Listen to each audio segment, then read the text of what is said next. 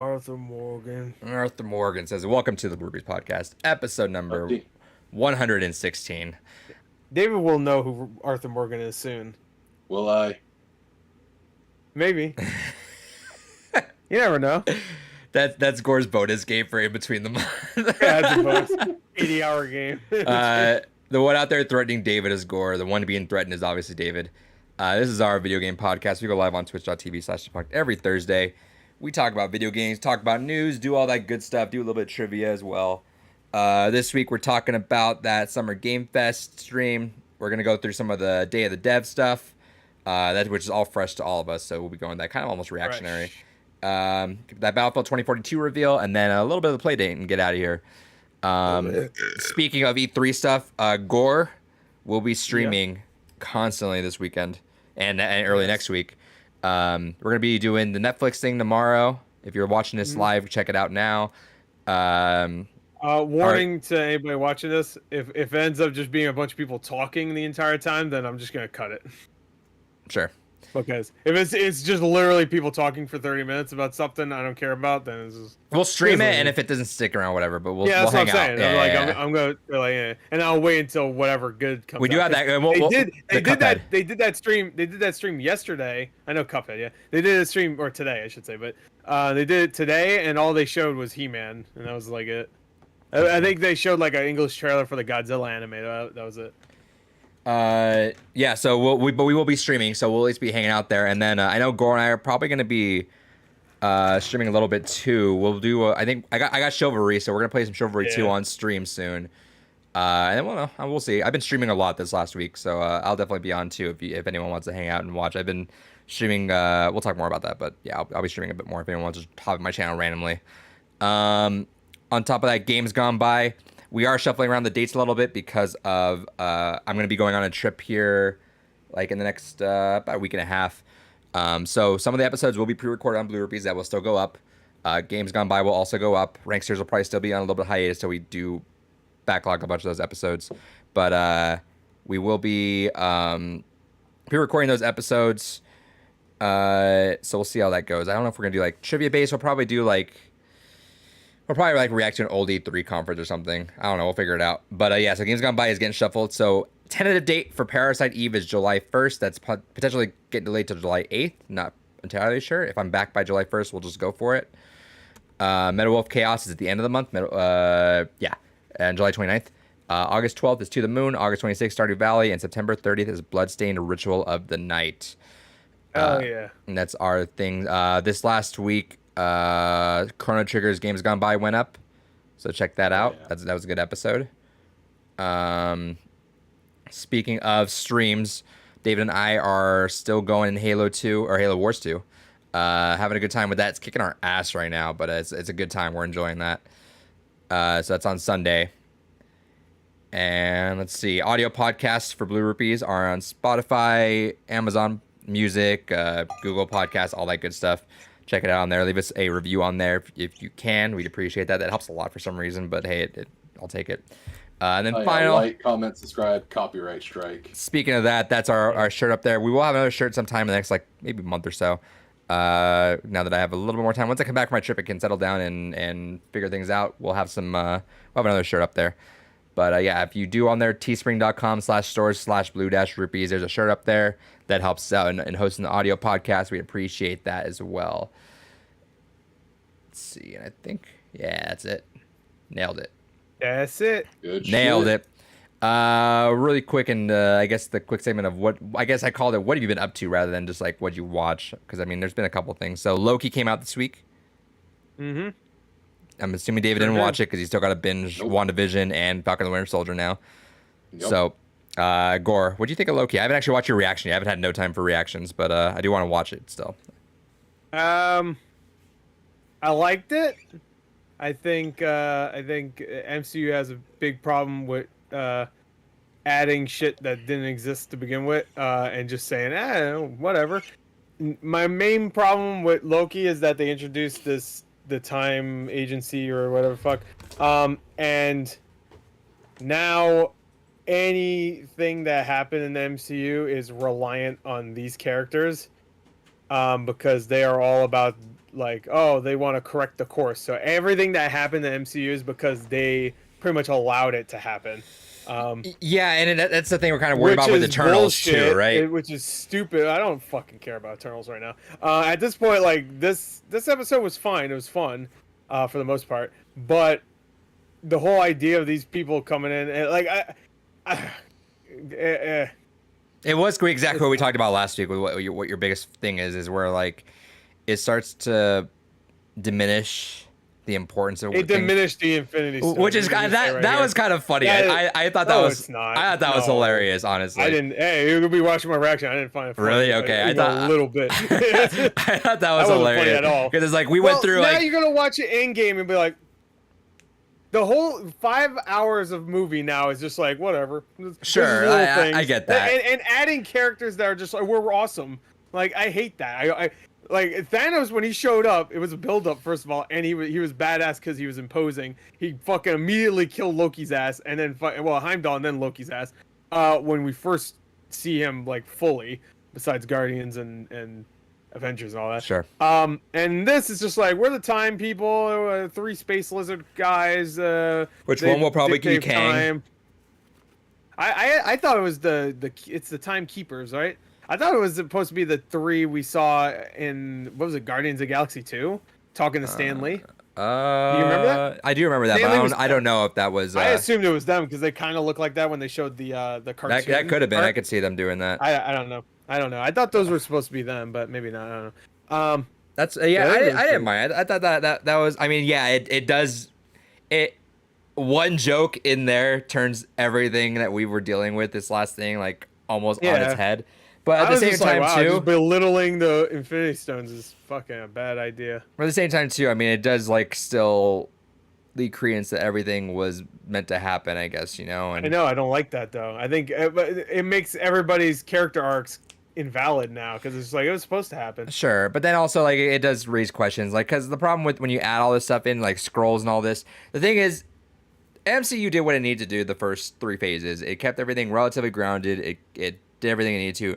Now they can get weird with it because I mean that's kind of the only route you can go. You're not gonna have another end game too with the same way we're doing things and with how wild the MC like Marvel in general is. But right. The problem with all this is they keep adding more things and it keeps kind of overshadowing a lot of the smaller things now, you know. So like yeah, so it does diminish the thing. Like okay, like yeah, well it was the Infinity Saga really that important or anything because it was need that. But then at the same time too, I think they got to kind of wiggle out what to balance in there. And I think seeing Loki kind of get humbled in a way where he was like, oh, he's gotten humbled a lot in this series. Granted, yeah, he did. Did you watch Avengers? he got his ass slammed he got his ass slammed around by Hulk, and then 15 minutes later got like punched in the face in 16 times. But so far it's interesting. I like the vibe of it. I like the look of it. Everything's kind of weird. I'm curious where does it go, but I mean, yeah, at this point, like, it's 2 of the Phase 4 things. That granted, they're out of order, right? We're supposed to start with Black Widow, but 2 of the Phase 4 things are now like 2 of the 3 are wildly like ramifications are crazy. You know, you got fucking Wanda over here bending time and she's a Nexus being. Yeah. You got Loki over here and we got the Time Agency which says like, oh, we dictate everything. You know, we like even fucking Tesseract or anything has Falcon shit, whatever that was. And then yeah, Falcon Winter Soldier's like, oh, we're dealing with some virus thing, which was the original Falcon story. Winter Soldier coming in with tying for the worst villain in MCU. I'm gonna give them the benefit of the doubt at the rewrites. I'm not going to. The rewrites. He was still a terrible character. Sure. Adding more scenes wouldn't have helped. Like, I think it was all rewritten completely though. But either way, yeah, it is. It's fine. But the rewrites are bad. There's some good rewrites out there, but that was not one of them. Sure. But Loki was good. I enjoyed it. People were a lot more excited for this than I was, and it still kind of is. Like I never really was super fanboy over Loki, but yeah, I'm having a good time. Cool. Did you watch anything else? No. I ended up watching, speaking from last week, I ended up watching Bo Burnham's Make Happy. I need to go back and watch What now. But Make Happy's fucking awesome too. Make Happy, watching, I watched Make Happy on, I think, Friday. Was it Friday? I think the next day I watched it. And then that Saturday I watched Make Happy Inside back to back. Ooh boy, it's a good time. It's a good time. Pretty funny. Yeah, highly recommend that still. I actually ended up writing, I wrote a review for the website. Why am I blanking on the name? Is it CPR? CRP? CRP. I keep saying CPR. Yeah. That's why I don't want to say it. I stopped writing for them just because I had a bunch of stuff to do for work. But I asked, I was like, did anyone not write a review? He's like, no one was really interested. I couldn't really figure it out. I'm like, cool, I'll write it. That should be going up sometime. I'm Chat doing box. one for Loki. Hell so- yeah. Oh, I was gonna do one for Castlevania, but it's been too long, so I'm gonna do one for Loki episode 1. hell yeah. Chat box says, I watched Batman 89, Austin Powers, and Tombstone. Hell yeah! Oh, yeah. Well, which Austin Powers? That's the question. He said Austin Powers, right? Yeah. Yeah. Okay. All right. Moving on from that. The first 2 are great. Goldmember is not great. It's all right. David. Goldmember had its moments, but Yeah. The David. first one, the first one's great. What'd you play? Shin Megami Tensei Nocturne. All right, cool. Finished. Got all the side quests finished. I have the Labyrinth of Amala completed. Pretty much at this point, it's just a matter of finishing up the main storyline and doing the super boss fight at the end. Probably got maybe like 10 hours left in the game, and I'm at the 47-hour mark, and really most of that 10 hours that I have left is just going to be finalizing my team for the super boss fight, and that's it. But yeah, it's been a wild fucking ride. All in all, it's a great port, mostly. I love the updates that they did to it in the sense of, they did touch up the visuals a little bit. It looks a little cleaner. The lighting, initially I was like, oh, this is kind of weird, but honestly, after playing through the game now, I actually do kind of appreciate the brighter tone and lighting, and I love so much the ability to fucking choose the skills the demons get when you fuse them. That alone has been one of the biggest fucking time savers in Nocturne, is being able to go ahead and control what skills demons get. That aside, though, the game's crashed a couple times on me. You're playing on PC, sucks. right? Playing on PS4, technically on PS5. Interesting. I didn't know the. No, the crashes are universal. Every platform will run into a crash of some kind. It's just the Switch has the worst performance out of everything. Is that, and that's not autosave, right? Or is it autosaving? No, it does not autosave. So if it crashes, you're just fucked if you haven't saved in a while. Yeah, and Wow. Nocturne is like mainline SMT. Some dungeons are, multi-hours long, so if you don't take the time to go backtrack and save in between, and then it then becomes the catch-22 of, do I backtrack all the way through the dungeon to save what I've done so far and re-go back through it, or do I just bite the bullet and keep going? And how much progress have you lost through crashes? I probably lost a couple hours. Jesus. Yeah, you gotta play a couple more hours of that fucking game. Jesus. What a nightmare. No, it's a good game. I just the crashes are a little frustrating to deal with, but beyond that, I think it's worth playing. I think it's worth owning. The PS2 original is still good and solid. If you don't want to deal or worry about crashing or performance issues, go play the original. But honestly, I do feel that the updated presentation, and especially the ability to control what skills your demons get, really just make it much more worth playing on a modern system, as long as it's not Switch. Is Atlas looking at any sort of potential of No. Because I thought, didn't they patch this one? No. Or didn't they patch the American release? Yes. Well, they patched the game for the Japanese release back in December, and that was it. And then what we got stateside was the last patched version that they got in Japan. Okay, They're done so with it. everyone's universal with it now. Yeah. That sucks. All right, well. Cool. Is that Atlas it? got their money, they don't care. Yeah. All right, Gore, what'd you play? All right, I played more Mass Effect 2. Not quite done, but getting there. I played a lot of Chivalry 2. Fun game. Highly recommended. Go check it out. It's out now. Shout outs to Keymailer. I got a key for that. So Oh, yeah. for Xbox. So I was gonna buy it, and then I got that. I was like, oh, cool. Ooh. Cool. So yeah, check that out. Great game so far. Having a fucking blast with it. It's really fun.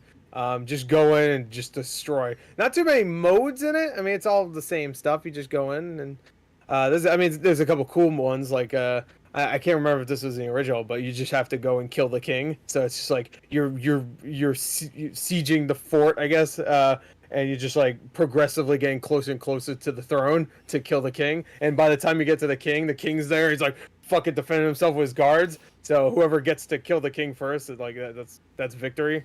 Yeah, I don't think that was in the original. The original, remember. from what I remember, was basically just PvP, and that was it. Just Yeah, standard. I mean it's still PvP. Like there's the people defending the king, and then there's you. You're Well, no, going this after. was like originally just like team against team, like Yeah, a deathmatch. this is about just pushing, like killing everybody on the other team and pushing the. You have like a thing you have to escort, and you're pushing it, and you're busting Oh, through so they gates put a to get cart to. mode in it. Yeah, it's like Overwatch. You're busting through doors. It's like Eichenwald. It's like that, except there's a king at the end. Gotcha. And you're just busting through doors and shit. It's Busting fun. nuts. It's so fun. There's a free for all mode too, so you just fucking spawn immediately. You spawn and you're just fucking swinging. It's fun, and I like that it's a game that doesn't. I mean, it requires a little bit of skill, but for the most part, you can get a lot of kills just by fucking like, oh, there's two guys fighting. They're not even noticing me. I'm gonna come up and fucking kill both of them.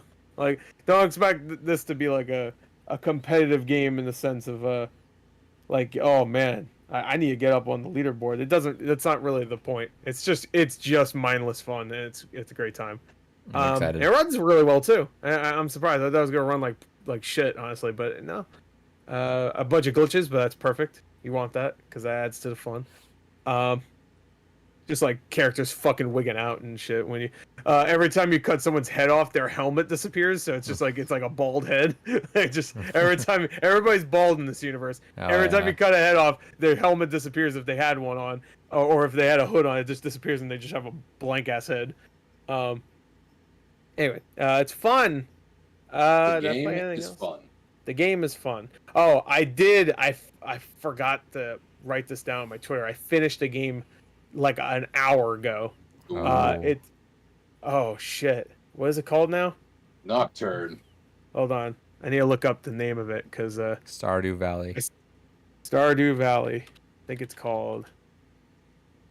Hold on. All right, the game's called Peepaw's Farm. Peepaw's Farm. Me and my friend Gerard were just looking at the store because we like to do that sometimes because a bunch of weird shits on Xbox and Switch and all these stores. And then there was just one game that the thumbnail was just a giant eggplant, I think. Yeah, it was eggplant. And I was like, oh, it's like the wiener emote. Easy Get it? achievements? And then we looked at the reviews and it said you can get all the achievements in like 10 minutes. And I was like, let's How much go. was it? It's $5. Yeah, Oh. it looked fucking no. It looked stupid as hell. So I was like, you know what? Let's fucking buy it. And it ended up being to get all the achievements, you have to speed run. So it actually became a little tense because like, oh shit, you had to finish the whole game in 5 minutes to get all, and I'll do all these objectives. So you had to like find a hat, fix your scarecrow, pluck the turnips. No, it was tomatoes. It's tomatoes and a bunch of other stuff. Make sure you get the pumpkins, So but you have Gore to get one at a certified. time. So hey, I mean, it wasn't really a farming game. It was just literally it's 5 minutes long, and you pluck turnips and tomatoes. And Hell shit. yeah. You have to do it in a specific order, so you had to like strategize if you want to get all those achievements. So I finished another game this year. Hell yeah. And, it was a 10-minute game, but I finished it. So there you go. That's all I played. I think I probably played something else, but I don't remember. Actually, I was doing a lot of that too. I've done a lot of one stream. If anyone wants to go watch an archive too, is I downloaded. Oh, you play Peepaw too? I downloaded a fuck ton of just really cheap PSN games that had easy trophies because I really wanted to buff up that trophy count. So I swear, let me check how many platinums I got in the last week. But you want to get platinums? The only reason why I wouldn't want to do that is because I know someone's gonna look at it and go, oh, let's see, oh, he has 10 platinums and they're all for games. Yeah, that you I don't beat give a in fucking fuck. 5 minutes. Yeah, I don't the give a only two fuck. I have were for. I have a weird two. I have Control Ultimate Edition. And then my other one is The Walking Dead Season 1, the PS Vita Yeah, I version. remember that. That was your That's all one I for the got. longest time. Yeah, that's it. Yeah, well, But- you could say I have a bunch of shitty platinums, but then I got Fall Guys, which is randomly up there, and I was like, Yeah, there okay. you go. Fall Guys. That's a good one. Because I mean, I had My Name Is Mayo for both the PS4 Yeah. and Vita, then My Name Is Mayo 2. But let's see. This last this last week I got 1, 2, 3, 4, 5, 6, 7, 8, 9, 10, 11, 12 platinums. Wow. Let's see, what did I play? So I played Inferno 2, which that's a lot of fun. I like that game a lot. That's from shouts to Radiant Games. They used to send us a lot of games back on the Palutena's Army back in the day. Shouts to them. That's a really good game. Highly recommend it. That's just a lot of fun. Let's see. I played Memory Lane, which was literally just a match game where it's like you just gotta flip the cards and figure out which ones are which, and then just do it enough, and you'll get a platinum for that. I got Water Balloon Mania, which fuck you, it didn't have a platinum. I didn't notice that. It was like 50 cents. But it had 3 gold trophies, but I'm like, whatever. And that was like some really shitty Puyo Puyo game that I spent probably like an hour and a half playing for some reason. Played. Sounds like you liked it. Dude, go back to that VOD. It played the same loop of some like Spanish guitar over and over. That was like a 2-minute. It's some culture for you. It was like a 2-minute just loop, and then it just looped itself over again. And it's trying to teach you your heritage. And then I played for like an hour and a half. And I swear, just a lot of time I'm repeating, why am I still doing this? Put it on the Coco soundtrack. There you go. Played Flatland Prologue, which was like just one of those like Celeste Meat Boy games where you just like kind of like it's like platforming, super quick. Wait, what is it called? Flatlands Prologue, which is like 50 cents, I think, it was. Active Neurons, which is a puzzle game. I played that. Yeah, and that one was on Xbox. Yeah, it wasn't bad. And it was okay. And it's easy because it tells you there's a solution button which will show you the video exactly how to do it. So whatever. But I didn't use it, but it's like whatever. Grass Cutter. I bought that on Vita. That took me a little not a little while, but that was a nice little distraction while I was playing YouTube video. Played a couple of Jigsaw games. One of them fucked me over without a platinum, but that's okay. The other one had one.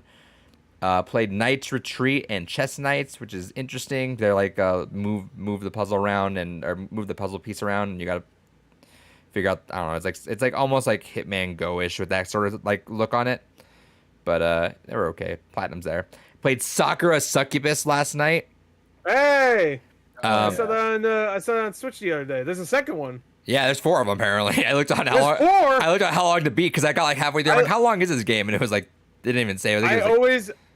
Can I say something about that game? Because I always look at the coming soon. Yeah, and you're like, yeah, same. I always look at the coming soon. I always see like a random anime game. I want to say hentai game. But the reason why I'm not gonna say that is because this one, like, actually, I was like, that looks straight up porny.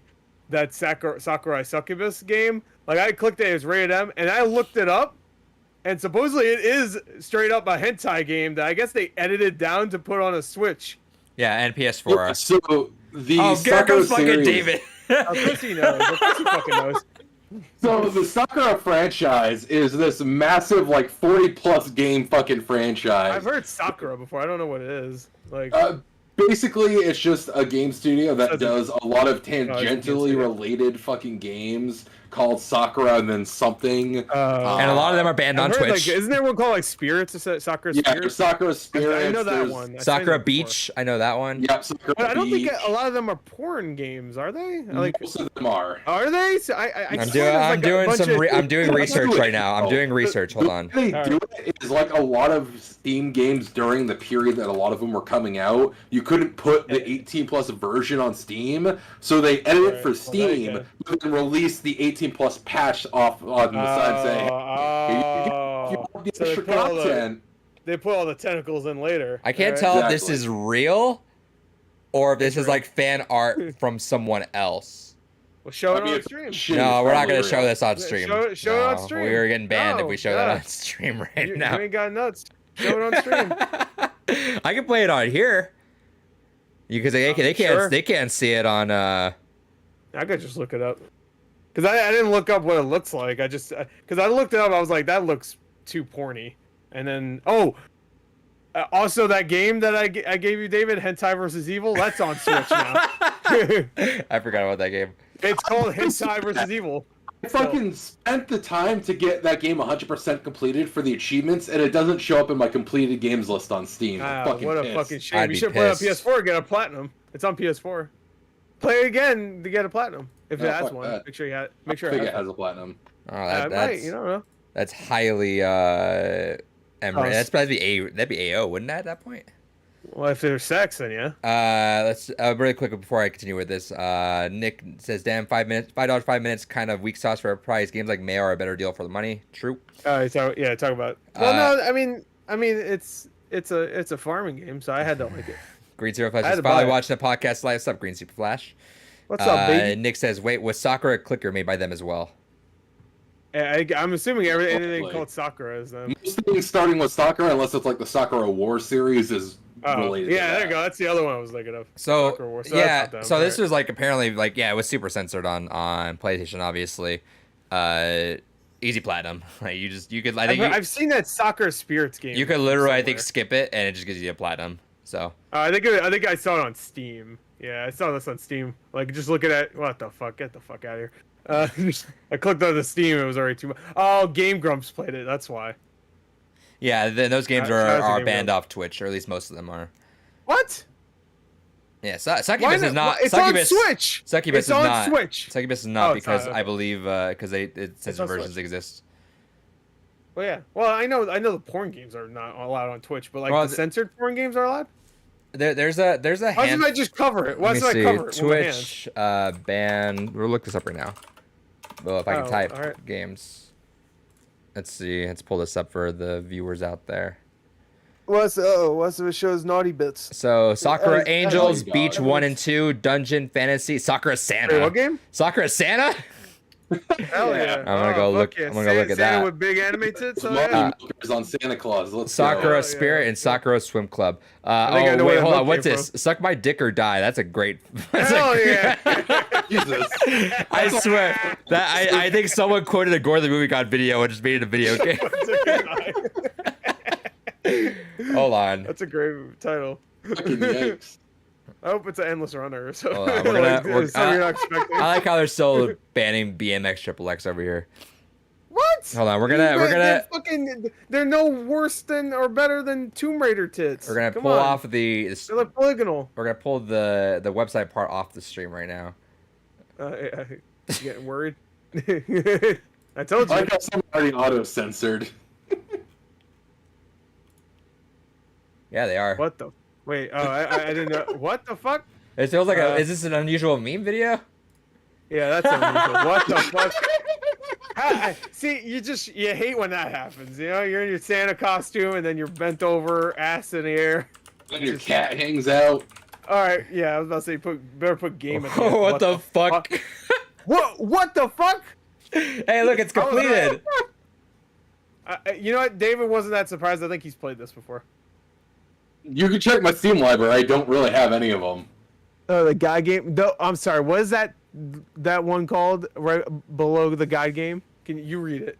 I'm not reading it. Where do you see the guide game? Well, it's that to the picture. You read it. I don't want to monetize Adrian, so. Oh well, no. I mean, it's. I'm gonna go pee on that note. I'll be right back. Oh yeah, I bet he's gonna go down with the fucking game. Oh, we're looking at hentai. He's gonna go piss. Yeah, okay. Yeah, okay. We'll pull now. All right, you read it then. The one below guy game. Don't read the first part. Yeah, well, I probably should. Read the subtitle. You know what? Yeah, Twitch can't ban me for fucking showing their prohibited list. Fuck that, right? Yeah. Actually, I'm not gonna read it, but. Well, actually, we should. Actually, no. I will probably blur this out when we post the video though, because that will demonetize it. Hold on, just go down. Let me pull this up because I don't want to have to. Yeah, I just want to read it. Yeah, what the fuck? What is that? Battle grape? What is that? Yeah, grape, sure. Grape. You can say grape. Just switch it to grape. I think everybody knows grape lay. What is that? What rinse and repeat? That sounds like. All right, I'll read this one. The maiden grape assault. What's under your blanket? Subtitle of that game makes me really want to play it. What the fuck is this? It's on YouTube. Someone played it on YouTube. What the fuck is this? Oh, it's a Chima. Oh no, it's Chima Hunter playing it. Okay. What the fuck are you mongrels looking at? This is a band. This is a band game too. It looks like fucking Terrence and Phillip jerking off. I don't know. Looks like it's made by the same people that did Shower Through Dad Simulator. Probably. Is it? Probably. All right, so yeah, that will be. I that. love the. I want to read the subtitle to that mating grape game. Yeah, you can read that. Violent Semen Inferno. Let me know what you think that means in the comments, because I don't know. Till there. Wait, I wanted to read. What the fuck? Oh no! I'm not into that. Wait, I did want to read that first post though. Could you go back to searching that? Sadly, not the most fucked up thing I've seen from the games like this. Because that was like a Reddit thing. Until there's a game called okay. This person's like, what the fuck? Yeah. And you order up the interwebs immediately because you should have. Because you should have. What is Radiator 2? The sequel to Radiator 1. But this one got fucked up. Radiator 1 might be hard to get. Oh, I've seen shit. I think it's Funhouse played that. Of course they did. Of course. Yeah. So if they you probably guys played half these games. I don't realize it. If you guys Wait, genital jousting's not allowed? No, that sucks. I would love to have streamed that actually. What? Big I'm surprised they allow that, but they don't allow that, but they allow theoretically you could do fucking goddamn, what's it? Bible Black game. That's not on here. You can do it. Sure, Bible Black is not on here. That's not on there. Viper GTS, but no, fucking what's the GTS? Isn't that a fucking car? A Viper GTS? No, it's not a car. Is it? You Google that, you're not gonna find images of cars. Let me see. I bet I'll find a car somewhere. Nick in the chat says. There we go. Mount Your Friends weirdly is. Yeah, but that's more silly. I mean, general jousting literally is actual genitals. Well, yeah, but they're cartoon penises. That's the one where it can go into a butt, right? Yeah, and you're coming everywhere. Hell yeah. Nick says, I have to say, it's surprising not to see a Leisure Suit Larry Magna Cum Laude on this. That game has tons of smashing. It does, yeah. I think that's only the X-rated version, though. On the consoles, you don't see anything. Yeah, any AO rating is not allowed, but then these are rated. I guess they're not AO. They're not rated, probably. I'm assuming some of these aren't rated. Yeah. I don't know how you would rate Battle Grape, but I assume you just probably wouldn't because it has grape in the title. So anyone on YouTube, if you watch that or listening, go just Google search Twitch prohibited games or banned games, and you can check that on there. Yeah. I will be blurring this out for the YouTube VOD just because I think even showing that will be demonetization. What is Witch Trainer? Like everything else sounds. Well, that's the last one. But everything else is like fucked up. But then Witch. I can assure you, it's probably pretty fucked up. Oh, is that Harry Potter? That's supposed to be Hermione. That's a little weird. Wait, is this at the end of the series, Hermione? I guess that's okay. This is weird. I don't want to see it anymore. What the fuck? That artwork needs a little help. It's fucked up. Artwork needs some training. Anyway. Yo, I'm horny, dogs. Let's get this over with so I can have fun. Sakura Succubus gave us some fat stiffies. Let's go. Anyway, hey, shout outs to that because it does come with PS4 and PS5 versions, so 2 platinums. Oh shit. Yeah. Maybe I'll play it now. Do it. Yeah. I'm interested. Well, I'll play on Steam though to get the full version. Yeah, there you go. I don't like my games compromised. Yeah. No compromise. I played a game called We Should Talk. I downloaded that a couple weeks ago. Is that a porn game? It's a game where you're in a bar and you just talk to a few people and you can text. And the cool thing is it is dialogue choices, but you can mix around the sentence. So it'll give you every combination works, but it'll give you different ways to intro it, a middle, and ending. So you can kind of choose your own thing. So it could be there's you can there's 9 different endings and you can have different outcomes of your relationship with your significant other. And it could be I think, or I feel like we need to communicate better, or you really need to communicate better, or stuff like that. Or you can change it around to do different things like that, which is interesting. Right. But yeah, I went through that. It had a couple of cool moments. And one of the endings was like, what the fuck? That was just fucking weird. But that, yeah, and then let's see. I've been playing a lot more Returnal. I've been doing that on stream as well. Back at it. I'm on the. I want to go back to it, but I want to finish other things first. Yeah, I'm wanting to see if I can power through before I leave, which probably not possible. But I will be streaming that a lot this week. Yeah, and I'm on the second biome. Almost got to the third one. I was hurting on health, but I was forced to go into the boss fight, and I got him down to like the last little bit. So we're gonna keep going. But that game's fucking fun as hell. Like I'm still loving the hell out of that game. So yeah, and then speaking of, yeah, I am streaming a lot of Returnal and a lot of probably these other random ass games. I still have a lot more too that I bought. I spent like $20 and got like 15 or 16 games, I think. But yeah, if anyone's bored, just check me out on Twitch, twitch.tv/DePunt, where you're checking this out right now, and I stream periodically, just randomly now, just whatever night I'm feeling. And I think the last couple ones were like 8 hours long. I streamed like all day. Oh yeah, man. Yeah. That's beautiful. Beautiful times. Then what else? Have I played anything else? I think. No, I just went back into a little more Overwatch before the anniversary ended, just to get all the skins really quick. Yeah. Did they do a double XP weekend? No. Yeah, I didn't think so. Did they do one last year? I don't even think they did. No. I know, that's what I was thinking. Probably not. I don't care anymore. Yeah, none that matters for us. But yeah, we won't. I mean, I didn't get any of the skins for the last few events, but you know, the only thing that sucks about it. That's fine. The only thing that sucks about it is you can't get the ones that they make you do each week. So like, I missed a couple of those now, and they're just locked forever. Yeah, that sucks. There is a really good. Some of them are cool, but like. There's a really good Widow skin out because they're having the Overwatch League tournament for this month. There's a really good Widow one if you have enough Overwatch League tokens. And then we're not going to talk about it. It wasn't that big of a news story, but they did announce crossplay coming to Overwatch. That's what I was going to ask about. Hell yeah! I finally get to play with PC people. Yeah, so Hell yeah. It should bring down the queue time terrible. significantly, but it will, if you want to play console only, it will probably significantly increase the queue times as well. Switch you can play with Switch people. Switch is on there.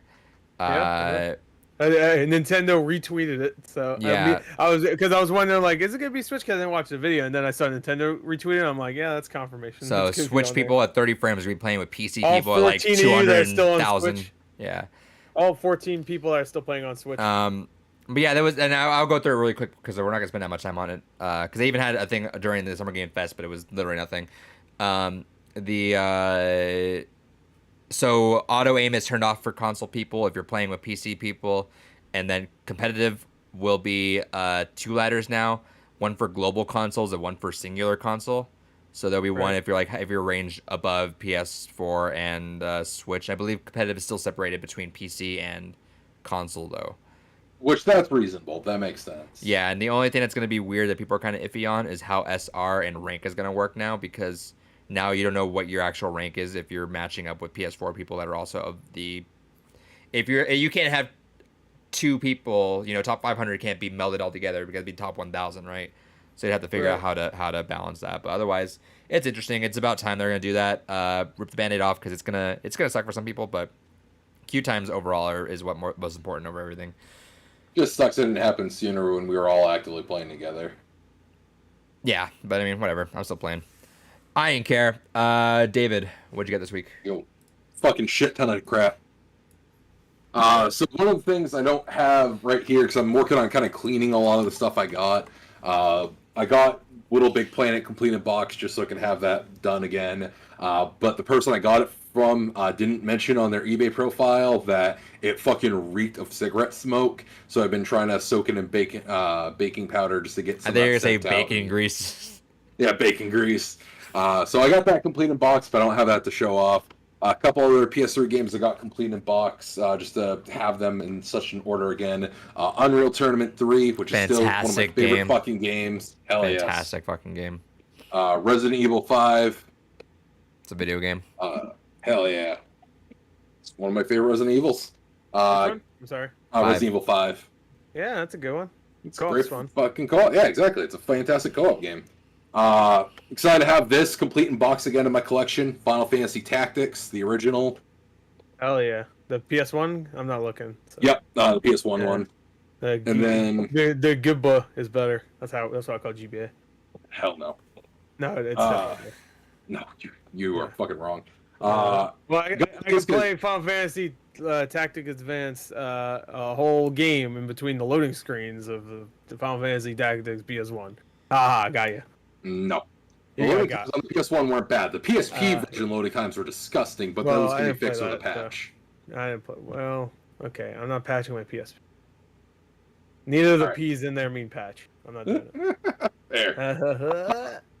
I got these. I was excited. I always keep an eye on Amazon because Square Enix is really fucking weird about just suddenly putting fucking content on Amazon. It's like they still have a warehouse full of this shit that they just slow drip on. So I got my Final Fantasy Chronicles collection and Final Fantasy Anthology collection, complete in box, brand new, factory sealed. So I just have those brand fucking new for $20 each again. Wait, so. how do you know they're completely in box if they're brand new? Yeah, Plus, you if should open it. Yeah, you should open it. Make sure. Oh yeah, get right Why on you shaking that. your head? I'm worried about you, man. Oh, I know you are. You're a very good friend that way, genuinely. Yeah, no problem. Yeah, Whatever. As a quick aside, He's out of shitty mode. He added genuinely on that. Yeah, whatever. fucking as a quick aside, I went to go quickly skim through your fucking reaction. I knew he was to the gonna game watch it. records, I And talked to you about it. I didn't watch it live, but I went ahead and as I was cooking, I just kind of skimmed through it because there was a couple games I wanted to see your live reaction to. And one of the things I happened to get right to is like, oh yeah, fuck David. I hope he's watching this. I knew he was gonna I watch want to think that I'm like a really good friend, but I'm not. Of course he did. I knew you'd see it. That's why he said it. Yep. That's why I said. I think I said I hope you see it. Funnily enough, speaking of games with soccer in the title, I imported these to have as part of my Naruto. collection. Soccer Wars 1 and 2 on the Saturn. Those are now in my collection. I'm excited about that. He looked away right when that happened. Well, for me, huh? I wasn't doing it. Hell yeah. Not a wee lot. This is the only one where I've actually paid like a good chunk of change on. Lately, I've had really good luck on eBay. But this one I paid about what it was worth for everything. So I got some garbage games in this lot, so I'm not going to bother like going into every one, but like I got Just Dance 2 and a weird minigame fucking collection bullshit. Couple movie licenses games that are garbage. Not going to bother No, let filling me those see him. up. You gotta show him. Alright, so I mean, we There you got the Spider-Man 3 on Wii, which I think that one was Yeah. pretty bad. Yeah, no, it wasn't good. Everyone's favorite Avatar game, Avatar, Oh, yeah, Avatar the James game. Cameron. Yeah, it's the best version of that game too. This was kind of Sometimes neat. the Wii versions are pretty good, actually. So I'll look into that because I know, I'm sure that one's shit, but I mean, considering it's compatible with the balance board, I can only imagine what the gameplay is actually like in that one. yeah. This one's game. kind of excited to actually have in my collection. Link's crossbow training, got that. Very exciting. Everyone's favorite Sonic game, Sonic and the Black Knight. Oh, I thought it was gonna be Secret Wings. Secret No, Wings. he didn't get I lucky have at that. GameStop. You didn't get lucky at GameStop, huh? Didn't like you got luck on eBay. And got these because I'm excited to have these versions in my collection. Twilight Princess for Wii. Oh yeah. And Skyward Sword with Yeah. the Collector's Edition soundtrack. Hell Oh yeah. yeah, we still have to figure that out. Yeah. You're the only one that doesn't have one. Yeah, if you want to sell it, let me know still. Oh. I That- have the soundtrack, yeah. That reminds me that's still so. I have it. Fucking I Am 8-Bit put up a bunch of like not a bunch of stock obviously, but they put some stock up on what was it like I think Monday or something, Monday or Tuesday. Right. And I was gonna grab. They had the Doki Doki vinyl up, and they had the green vinyl up. I threw them both in my Yeah. cart, checked out. Nope. I'm like Yeah, motherfucker. I was refreshing that shit too. Yeah. So What a shame. yeah. Damn shame. All right. What a damn shame. Just a couple Before things before here. you continue, David, Nick said, right. "Oh, Fire Soccer Awards is definitely great, especially now that they got the English patch now." Hell yeah, that's why I picked it up. Is I like to, whenever I can, rip my own copies of games. So Rip my I want ass. to go ahead and get those in. He I'll says- fucking rip ass. He says, "Hoping maybe it leads to the 2020 game being on an upcoming Games Gone By. Sorry if it ends up being one."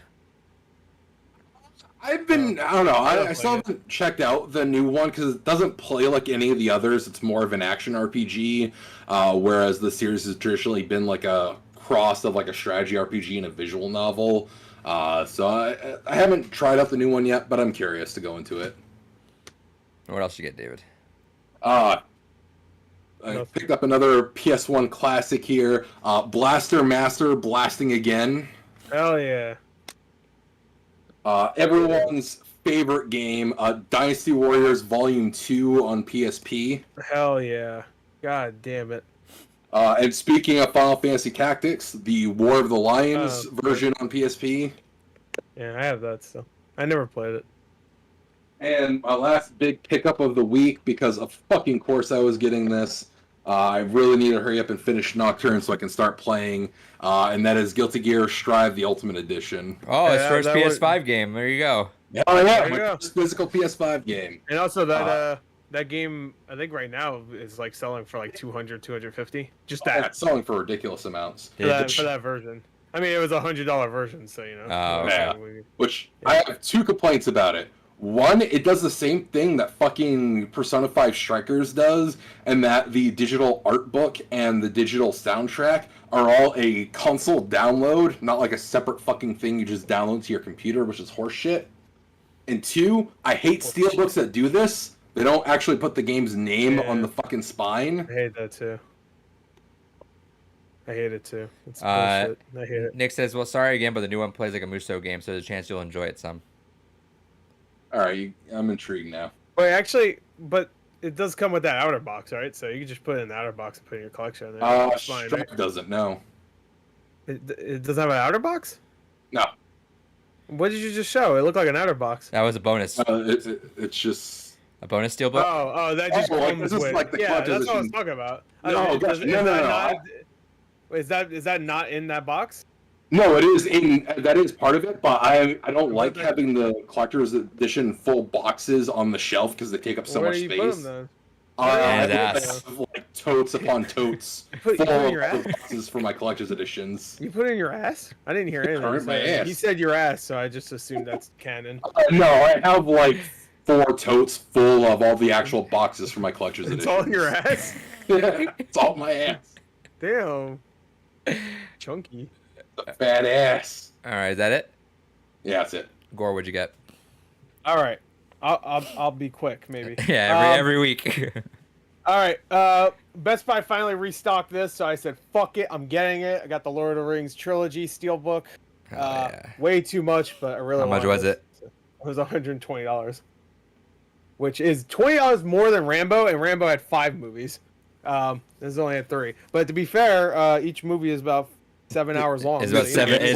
Is about. fucking movies in one. Yeah, so. they're- Yeah. And even though I love Rambo, I would say the Lord of the Rings movies are better. So maybe a little bit, just a little bit. Oh, don't tell Rambo. He'll get pissed. Yeah, he's pissed. Fuck him. That's a line from the first movie. Let it die. No, let it Let go. it he says. die, let it die. Let it go. Anyway, I need to get it because I wanted to get it when it came out in December, and it was out of stock since then until last week. I got that. I also pre-ordered this a little while ago, and it finally showed up. I got a Cabal figure. Hell yeah. Oh, yeah. Watch him. He's about to get his soul sucked. That's my favorite line from the movie. This man said it. He's about to get his soul sucked. Of course, I mentioned it earlier, but I don't know if we mentioned it on the podcast, but we mentioned it in this call at one point. I got the Samurai Jack Battle Through Time Collector's Edition. Hell yeah. Hell yeah. Nice ass box, looking nice. But here's the statue if you want to see it. I only got one problem with the statue. Here it is. Is there a problem? the time warp thing in the background? It has like this big ass like line through the paper. I don't know if you can see it. Oh yeah, you can tell the divide. It's not great, but if you have it in front, you don't even notice it really. Like if you have it like that, you don't really. Which is notice the way to do it. But it's good. It's really good. It also came with like the sword, Jack's sword, but it's like a letter opener. But it's really nice. Ooh. That's cool. Came with the game and a bunch of other stuff too, but that was the coolest stuff in there. What else? I got this. Someone was selling this for $7, and I was like, "Fuck it, I'll get it." It's the Legend of Zelda: Link to the Past like book. It's like a retelling of the story of Link to the Past. That's interesting. It was cool. So for $7, I was like, fuck it. Nick That's some good says, artwork here. Definitely great that Jack finally came in the mail. Yeah, I'm glad it's here. But there you Aku go, like, look at that says art. Green Super Flash. Oh, cool. Oh yeah. Yeah, it's a cool book. No spoilers for season. Yeah, don't spoil for Samurai Adrian. Jack. Yeah, I'm Yeah, gonna he binge hasn't watched that it. very soon, I think. That's my next binge. And the last thing, I got a bunch of PS5 games because I'm collecting hard for it right now. So pretty much anything, as long as I get it for a good deal, I'll buy. So GameFly I had the other $20 thing I got from the GameFly thing, when they were selling their, So I picked up Spirit of the North Enhanced Edition. How much was that? Well, all together, and I also got Destruction All Stars. All together, these two, I think was after everything like $15. So I have one more coupon. That's after the $20 coupon. I have one more coupon. And the sale's going on right now. So Is that Spirit of the Skies game good or? Okay, never mind. No, well, it's not terrible, but it's not great. Okay, I'll save it. And Destruction All Stars. I'll probably save it for hoping that Ratchet goes on sale before it expires in August. Yeah, I probably will. I mean, Returnal went on sale pretty quick. Not on sale, but they just put it up to buy, and it's usually pretty cheap to begin with. Sure. So, like, Returnal is not even on sale. I think it's just $45. Like, that's just. And they did hit me with $1 to rejoin GameFly, so I might just do that and then see if they'll let me keep Ratchet. Oh, if you use the coupons, you don't get the 10% off. No. They hit me with because they're like, we miss you being a member, so spend. No, I'm just saying if you're gonna use. Yeah, I tried that. just letting you know that if you use the $20 thing, you don't get 10% off. Yeah. So you would get 10% off if you're a member. I got Watch Dogs Legion. I didn't have this, so Amazon had it for $20. So I was like, welcome to the club. Yeah, great. Legion boys.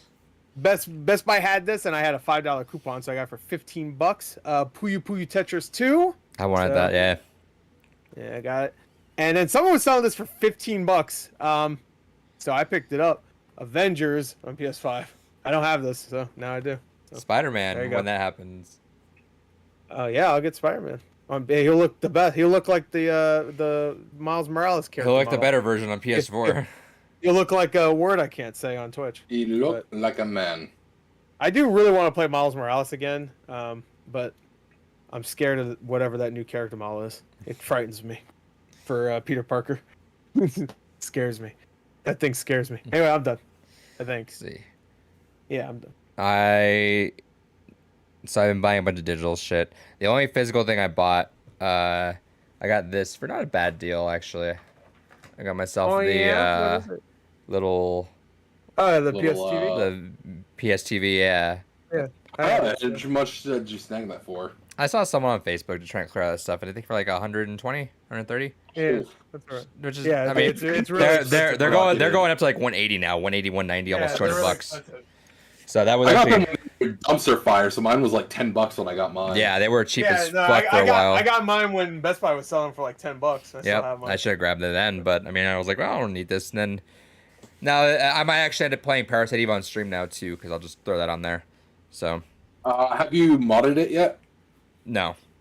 It's dummy easy to mod and opens up so much shit on it. I was thinking about that. I almost this week. I was this close. The game shop got a PSP Go in, and those things I've never actually messed with one. They're really fucking slick. Like they feel really cool. They feel like a super like expensive machine for the time at least. I actually want to get one for the collection just to have, but and they're super easy. You can mod them. Yeah, you can mod them, and that's actually that's why I brought it up, because I would have bought that to mod the fuck out of that thing. You can mod them, but they have a physically built-in memory card. In order to expand the memory, you need to solder. So that's why I haven't bothered with it, because the memory card's pretty fucking small in those. I mean, I don't think it matters really. I had to expand it. Yeah, expand the memory. Yeah. I don't think that matters. I don't think he's gonna play that many fucking games. Nah, we'll figure it out. You can probably install a good like couple dozen games on there. Yeah. Like, cause they're all shit small anyway. So most PSP, even the big PSP games, I think like GTA Liberty City Stories is one of the biggest ones, and that one's like I think a gig and a half. Nick says it's I mean big in scope. I don't mean. Nick says it's depressing seeing the size. expensive prices on the TV now. Yeah, those things. Yeah, because I have about 100 gigs worth of PSP games. And how many do you have? And that has to be the fucking library. The entire library. No, not at all. Yeah. It's 110 games. That's pretty good. Even if you could download, how much memory is on the internal for PSP Go? I think it's only like 32 gigs. That's not bad. Even if you download like 25 games. Like, Yeah, and I wouldn't. when you go play 25 games at once. Yeah, I wouldn't even play that many. Yeah. If I'm gonna go ahead and have a PSP on the David. go, I'm just gonna bring my expanded memory PSP, where I can just go ahead and have every game and just play it on the go, anyways. That's true. You do that. But anyway, Like, I like the idea of the Go because it is much better to fit in the Yeah. pocket, especially because of the slide like in. it. it feels so fucking. I've never really like the PS. Go ahead. No, I was gonna say I never owned a Sidekick, but my friend had one. Yeah, they were cool. It was the flip phone. They were cool. I liked them. And then when the PSP had that, I was like, I really want that because I don't know. There's just something about the. Well, it's cool because the nub is also not in a fucking weird spot like it is on the actual PSP, where it's like over here nub. you have to use that. So it's actually like Dude, the nub on the PSP sucks. Yeah, Everyone but wants two of those. it I does. wanted just a good one. It does, but on the go, it feels pretty good because it's like it feels all good. you gotta do is extend your thumb out a little bit more, which is it feels natural still. And it was I was this close to buying. It was like $180. I'm like, fuck, I don't want it. It's weird. I feel the same way with like the PS Vita, the PSP. I keep wanting to say PSP. The PS Vita, the regular one. Yep. So it's not the same way, but like the PS Vita regular one, I really like the thumbsticks. I also have the Slim, and just there's like a little difference, and I don't like it. I don't know why. It just feels weird. I don't know. And also, it doesn't feel as sturdy because it's supposed to be lighter. Obviously, it's just there's something about it that it just feels like I'm holding a toy. It feels like I'm holding like a smaller version of the Wii U controller. Like I just saw right now, War64 posted that the God of War Ice, like the Sonic thing that we saw last year. Yeah. I'm looking at it. That's on sale right now, for $60. But I laugh because I looked and they have the Sonic ones up, and they want, let's see, $150 for each of them. Yeah, I figured that. That's not fucking surprising at all. So I am not surprised. Maybe we'll wait for a sale on that thing. Go back when we were talking about that. What was that? A week or two ago? I thought it would have been like six. I thought it was like this one right here is like $100. Like the God of War one's like $100. I was thinking a lot, and maybe not 150, but I was. Yeah, I was thinking like $100 probably. Yeah. I don't remember what I said, but I knew it wasn't gonna be cheap, unless it wasn't like. Unless it was like one of those fucking like here's just a little store thing, you know? Sure. Like just like a filler thing for their store, but no, it's like some legit shit. All right, moving on. We're gonna do trivia. Hell yeah. All right. I got mine. Oh yeah, I moved over here. Getting my games. Your games. All right. All right. Let's go. Let's see. Let's go for the one that one of you guys is more likely to know. David. Wow, so clear bias here. No, I mean in general. I don't know if you guys will have the first. Neither of you guys will have the first one, but I think let's do it that way then. Let's do it that way. Let it rock. Let it rock. He is. Let's do the first one. You guys might not know then. Developed by Ubisoft. What's that fucking Montpellier? Is that how you say that fucking? I don't fucking know. Yeah, Montpellier. I'm not French. Yeah. Anyway, it's developed by Ubisoft Montpellier. And released in 2014, which puzzle game explores the intertwining lives of 4 playable characters against the setting of the First World War? I'm gonna read that one more time for the fans. Developed by Ubisoft Montpellier and released in 2014, which puzzle game explores the intertwining lives of 4 playable characters against the setting of the First World War? I know what it is. I wouldn't consider. I mean, I guess it is a puzzle game, but yeah, I wouldn't have considered it one either. It is, I guess. This is probably wrong, but it's the only one coming to mind. Okay, on 3. 1, 2, 3. No, you were close, David. Though that's the other one that probably would have done that. It is indeed Valiant Hearts. Gotcha. Oh, we gotta do more than that. What the fuck? Let's do a couple. Well, more. How many questions are on the card? 2 per. So let's see. I'm gonna read this next 2 because I think you guys will both probably have these next 2, and then we'll save the one after that for next week. right. Set in a hospital, what is the name of the first campaign in the 2008 game Left 4 Dead? Oh, I think yeah. The name of the campaign? Fuck. Set in a hospital, what is the name of the first campaign in the 2008 game Left 4 Dead? I think this is it. No, it doesn't matter. You want to give David a little hint? Sure. No, don't hint. Don't hint. No, don't hit. No, don't hit. No. No hit. I might have got it wrong, but All right. I think You done writing it? Yeah, let's go. All right. Yeah. He puts a On point. 3, like the WWE or WWF. 1, 2, 3. Is that No Mercy? There you go, No Mercy. Ouchie. This man just said ouchie. Ouchie. That's my favorite. Isn't that They WWE? also say that in WWE. Isn't that No Mercy Yeah, something? no mercy. That was a hit. That was a hit. It used to be. PS1 / That was the hint I was gonna give David. All Oh, right. that's right. It was a game. Wasn't there something? Last Yeah. one that you guys do know. Oh, we're doing another one? Oh, shit. Yeah, I'll do All one right. more. You guys don't even. You guys 100% know this one. Finish up the card. This is another card, but I'm saving the one that you guys probably don't know for next week. PT was a playable teaser for which canceled video game? I don't know. This one's hard. So many canceled games out there. It's true. Could be any of them. God. What a Oh, next. I see 3 questions from now, which there's a question that Gora 190,000% knows that David doesn't. I want to read it. Read it now. Let's do this. Okay, All right, I'm ready. On 3. 1, 2, 3. Scalebound and Balan Wonderland. Unfortunately, Balan Wonderland is not a game. It doesn't exist. Balan Wonderland is not a game. That I'm is sure, Balan Wonderworld. Yuji Naka, which I guess are we not talking about that he left Nah, Sonic, whatever. We Sonic mentioned guys? that last week because it broke during the Did we? podcast. Oh, did it? Yeah, I guess. Don't hit the player, hit the game, says Green Super Flash. Let's do a couple yeah. more. I think Let's do a couple. Gore, These are fun. do you want to keep doing to the one that you do know that David doesn't? Because I kind of want to see his answer to that because he's never gonna. Cool. Okay, so we'll do 3 more. Which group or what group from the Elite Dangerous community is renowned for saving players who are stranded in the deep space without fuel? What the fuck did you just say? What group from the Elite Dangerous community is renowned for saving players who are stranded in deep space without fuel? That's what I love about these kind of games. There's the group of people like, hey, let's just travel around the space and let's find people that are just stuck without gas. Let's help them out. I think I figured it out. I think I got it. It's a name. Right, It's a anyway, name of their doesn't matter. group. Yeah, it's a name of their group. You're never gonna know it. Name the there's a well-known group in Elite Dangerous that are a bunch of fucking assholes. No, they help people. Oh, I thought you said they. The leave them with community no is gas. renowned for saving players who are stranded in deep space Saving without fuel. players. Well, I'll just leave what I wrote down. On 3, 1, 2, 3. Assholes. Bob Suku. Looks like your A's look like you. This group is Your A's look like U's. Wait, show it again. I do, I'll His A's admit, look like but- you. this group is called the Fuel Rats. Rats. You're right. All right, 2 Bunch more of dirty questions. Rats.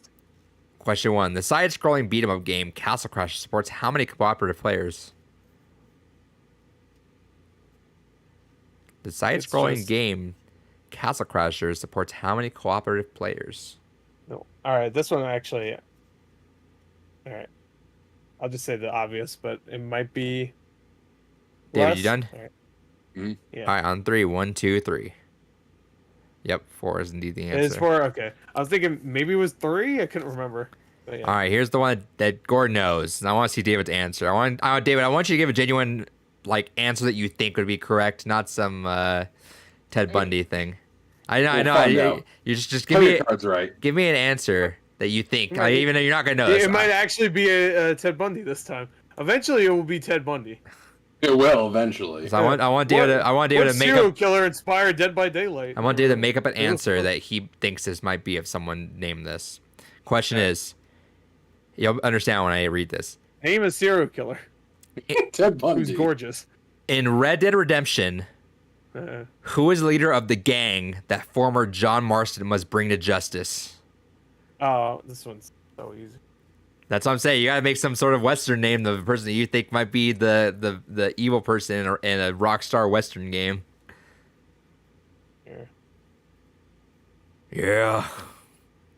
Yeah.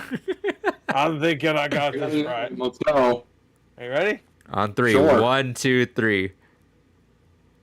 Bobby the Kid. Dirty Dan. Dirty Dan. It's well, you know what? I don't want to even say his name. SpongeBob reference. I should have known. I'm Dirty Dan. It's not actually Dirty Dan. You can say his name. Why can't you say his name? I don't know. Well, because he's like a mystery, I guess. And David if he doesn't plays give a it, you'll fuck. be like, I don't want to say it. He might play it soon. Appreciate his tenacity for wanting to be respectful on these things. I don't want to say it's not a spoiler, but I want him to experience it because he doesn't know anything. It really is Bobby the Kid. We just made fun of him. It's Bobby to the first game. That's all I know. All right. His name's Dutch. We'll save some more. We still have a lot of cards. Yeah. And this is the first stack too. We still got another stack, so got a lot of cards still. Mangoes in Tahiti, says Nick. Wait a second. Mangoes in Tahiti. That's what he says.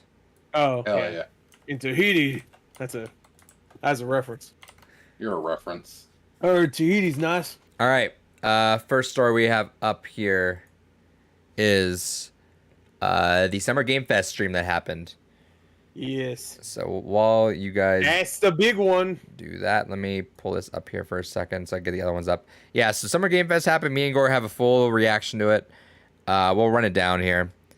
Tiny Tina's Jesus. Wonderlands arrives Teeny Tino. in early 2022, and this is not a add-on or anything. This is its own game. Yeah, it's its own game. They said it's a looter shooter still, and it's gonna be high fantasy. That's all they really said though. Besides, Well, Tiny unfortunately, Tina's not playing it. Yeah. Well, Tiny Tina's the game master or some shit. The way they were explaining it, I was thinking of like Fable. What was it called? The one that got canceled, Legends. Fable Legends, Yeah. yeah. The way they did, they didn't describe it at all, but I was already envisioning like there's gonna be somebody that controls the world while you're in the game doing something or whatever, and they'll drop in enemies. That's not what it's probably gonna be, but I'm just I don't know. And it's an interesting place to take that franchise without doing just straight Borderlands 4. It's like, all right, Unless it is just Borderlands, they haven't explained what it is. No, I'm just guessing what it is because they didn't say what it was. They said it's a looter shooter, but it could still be what I said it is and still be. But see, that's the thing is like if they're still keeping it as a looter shooter, it doesn't matter what other kind of code paint they slap on it. It's fucking Still Borderlands. I mean, Tiny Tina's a Borderlands character, so yeah, it's gonna be Borderlands in some fucking way. Like, Because that's what I was kind of frustrated by when I saw this. Because I was kind of watching this in the background while I was working today, and it's one of those things that I saw that and I'm like, oh, like. Cool, they're stepping out of their games, maybe like either doing like a Diablo style game or maybe even kind of really going out of their comfort zone and maybe doing like an old kind of like Baldur's Gate original style game where it's like the kind of classic click and point style RPG, or fuck, even like an Elder Scrolls kind of style. But it's like, no, it's just a looter shooter with a fantasy coat of paint. It's like, well, I don't care anymore now because you're doing literally the same fucking game still. But congratulations, you have a different coat of paint on it, and like, yeah. They try too hard with the humor. This is the thing that I loved Borderlands 1. It's one of the first games I got a platinum in. I played through that game more times than I care to count. Borderlands 2 was like, oh, this is fun, but it's still basically the same fucking game, just with more content added. And then I played a little bit of the pre-sequel. I'm like, oh, this is still the same game, just with a little bit of different content. Like, that's why I have no interest in Borderlands 3. I had no fucking interest in this game either, because congratulations, it's going to be the same fucking game. They need to do something different, and this was an opportunity to do that. And they're like, well, no, just put a new coat of paint on it. Did Borderlands whenever Gearbox does anything different, it ends up in disaster. Yeah, I was gonna say, did Borderlands 3 do well? Yeah, Borderlands so 3 that's was what like I'm saying is I get it did well, but from what I've heard of players, it's a fucking atrocity because it's glitchy as shit. No, it's not that glitchy. I played like 30 hours of it. I don't think I got any real big glitches. The way a buddy of mine who's like hyper into it explained it, there's a certain stat that's bugged in the game. So if you have your stat above a certain level, it actually, kind of like Pokemon Gen 1, it reverts back to the lowest denominator for the stat. And it's something that's been around since launch that they still haven't fixed, which it's fucking weird. I don't know. He kind of went into a long rant about it. I get what David's saying. Usually, like, I knock a lot of studios for doing the same shit over and over again, but I totally understand why they're doing this. But I also won't give them crap because there was a long 7-year period where they didn't do Borderlands. They Sure. All they did was either they did Battleborn, of course, or they were like publishing shit, or they were lending Borderlands off for Telltale to do whatever they want with. But See, here's like, Borderlands 2 came out in 2012, and Borderlands 3 came out in 2019. That was like when in between. Pre-sequel was when? Yeah, pre-sequel, but like I didn't play that, so I don't even count it. I But played a here's the little bit thing. of it. It was not great. Like, here's why I can't give them slack, is because they've done really nothing to reinvent it or do something really radical or change it up. It is literally, you play Borderlands 1, you've played all the other Borderlands games. Well, they might be doing that with this. We just don't know yet. They But- said but- looter shooter. I mean, Borderlands will always be a looter shooter, but it matters on how they change it, and we'll see. But this was their opportunity to not just fucking do Borderlands. Like, I mean, yeah, it's Borderlands, it's fantasy, it's still gonna have that Borderlands. What I was hoping for when I initially saw this was like, hey, we're gonna have that Borderlands humor, we're gonna have that Borderlands aesthetic, but it's a different, genuine genre. What But genre did you want to be? I wanted it to be more of like Sorry. some kind of action RPG. I get it. Like, I mean, that's fine. I'm not disagreeing with you saying that it'd be I get would've it, been but okay with that. yeah, I We would got have a lot of too. those, too. But this is their bread and butter, and this is what sells. Like, Battleborn fucking flopped, and I don't think they want to take another Yeah. risk right away. After Battleborn flopped mainly because of, not just because of Overwatch, because the way they sold it made it seem like it was the better marketing was than it pretty was. shitty, yeah. It made it seem like it's the most badass fucking game you've ever played. And, Overwatch like, when what? You play it, it's pretty slow and stuff. Yeah, Overwatch. It's pretty slow. Battleborn was pretty, like, it wasn't like a fast-paced game from what I played. No, but it was. I will fucking defend Battleborn until my I dying don't care, breath. That was defend a it, you fun fucking game. weirdo. You defended all you like, you weirdo. That was a fun fucking game. They were only like I had badass heroes. And shit. one Like, fucking complaint with that game. name one character. Fucking Mushroom Lady. I don't know. Yeah, exactly. Yeah, but they were hyping it up like the baddest ass heroes. Oh, and man. now it's dead. Dude, the back. Hey, does anybody have a physical copy? I think right on the back it just says badass. It was like, all right. have my physical copy? I think Yeah, go get a physical copy. Unlike the Yes, back, it I says have a bad. complete box, but Yeah, look at the back if you can find No, I think it. actually- I think I'm I pretty think- sure it just says badass. You know? I think I was able to sell it just before it went offline. I get that. And I don't disagree with you, David, but at the same time too, it's like, it's our bread and butter. It sells, and Borderlands 3 still sold well, and people still like playing it. So I think this is the most marginal of steps you can take is switch up the environment, make the different enemies completely change, not the tone of it, but like, I guess like some sort of tone of it. You're not gonna. I don't see why they would personally decide to change it up when that's their bread and butter and they're making a lot of money, and after a flop of a game and only having the success only of Borderlands 3 to immediately change it up right away. They're like, all right, well, Borderlands 3 sold well, we're back again with that, so let's do one more. Then maybe, I don't know how many more, but I mean, that's after so long of a drought and no success. Now it's like, well, let's get success going, let's get the train going, and then they'll probably venture out and do another sort of like departure like Battleborn was. I don't know. Like, I get the logic you're presenting, and business-wise, that probably was their decision-making, but I still don't think that's a good reason, if that makes sense. It's one of those things, like, from a business perspective, if you're Randy Pitchford and you're doing shitty magic tricks on stage and your company's looked at like a bunch of clowns, I get it. Fine. Do what you know makes you money. But it's frustrating to go ahead and see something where you have an opportunity to do something really cool, really unique, and be able to bring your aesthetic and humor to something entirely different, And instead of using it as an because like what part of what made Borderlands 1 kind of fun and successful was how much it kind of lampooned a lot of game tropes at the time. And being able to go ahead and just take that same concept and focus, because I know they're still going to try to do that, where obviously, especially with the way it was presented, it's going to lampoon D&D, it's going to lampoon a lot of fantasy things, like they had Elden Ring jokes in there.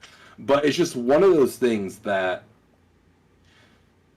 instead of actually trying to be an innovator and a leader in the industry, they're just going to do whatever is safest to make them as much money as they can. And eventually it's just going to do the opposite, where it's going to tire the fucking market out and no one's going to give a shit.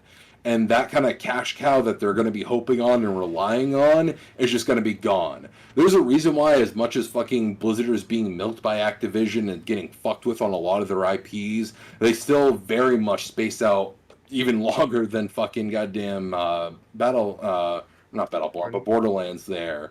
There's a reason why they space them out and still do radically different things with each entry. I mean, yeah, they're still their core fundamental game, but they do so much to change them up along each way. And it's because you have to do something different or people will turn on you and not give a shit after a while. Is Gearbox proven really strongly in any other game besides Borderlands? Duke Nukem Forever. They ported the original Halo and it was to PC and it was. But like any genuinely other game have they had massive success on, or even just success in general on? I mean, they published or they did something with Tales from Borderlands, I guess technically. So, I think Gearbox. Technically did okay. Gearbox might just be a one-trick pony, and they've never really proven otherwise. Still yet. Nothing is stuck with them outside of Borderlands, and they just happen to be the one on board there that happened to be like, okay, well, they did this thing that was pretty ahead of the curve. Oh, they did Brothers in Arms. Is that what you said? No, it said Rage. Oh, they didn't do Rage. No, that was id. The original Rage was id. Was it? The second one was the guys that did Just Cause. Gotcha. Okay, Brothers in Arms, but that was so long ago now. So Brothers in Arms is pretty good, but. If we're Godfall, there you go, yeah, Godfall. Well, they didn't make that. They published. Nah, that. fuck it, they made that. If they did make it, then that's 10 out of 10. 9.9 out of 10. It's coming to PS4 now. They might just be a one-trick pony, and they've never really proven otherwise just yet. And I don't necessarily fault them for not wanting to do that. I think if we, like, 5 years from now, if we're still getting Wonderlands 2, 3, and nothing else, and they have done nothing, then I get it. I don't though, because we've already had 15 plus years of Borderlands. But people still buy it though. I mean, people like it. People buy it and people like it. We could tire of them all you want, but I mean, you don't like it, but they like it. Why are you hating on what everybody likes? What's wrong with you? I just expect, I don't know. Maybe I expect too much out of fucking. I think you expect a lot of them. Yeah. David Butt Stallion. Fucking dumbest goddamn thing. What? Anyway, Tiny Tina, the Borderlands movie. The Borderlands movie. Kevin Hart. Kevin Hart's in it. He's only in good things. Did you see the image of all their silhouettes? Did you see the image of all their silhouettes in the movie? No. It was weird. It just looked like a video game. Next up, the silhouettes. You can see them, but we have his Metal Slug Tactics. That looked fucking cool. Yeah, that looks great.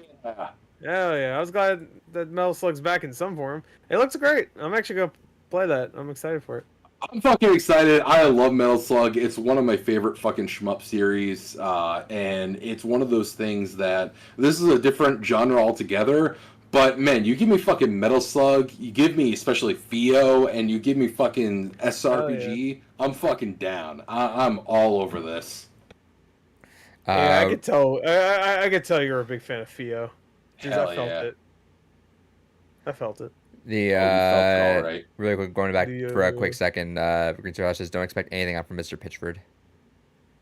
Yeah, I expect shooting magic tricks and things I can't say, otherwise Adrian gets demonetized, so. Thank you for considering that finally. Metal Slug Tactics looks really cool though. I love the artwork. I love the style of just game in general. I'm excited for this one. Yeah, Metal Slug art style is great. Next up, we had I loved it. Oh, you want to continue? Go for it. Before I move on. No, the thing I was just going to add to that as a kind of final is I know a lot of people were kind of scared after the acquisition that happened with SNK, but so far we're seeing things moving in a good direction with the company. So I'm cautiously optimistic. If things keep going to where they're allowed to kind of be creative and do different things like this, I think the acquisition was for the best. Sure. Hostile takeover. Next up, we got Wow. this peculiar trailer was Death Stranding's director's cut. Yeah, what a great trailer. Love Yeah, it was a really good trailer. I just watched a bunch of people's reactions. We didn't understand what the fuck was going on, and then they did this. I mean, everybody else was like, "Oh my god, did they buy Metal Gear Solid?" I'm like, it's like I knew it was supposed to be a joke. I wasn't like losing my mind. I knew immediately what was happening.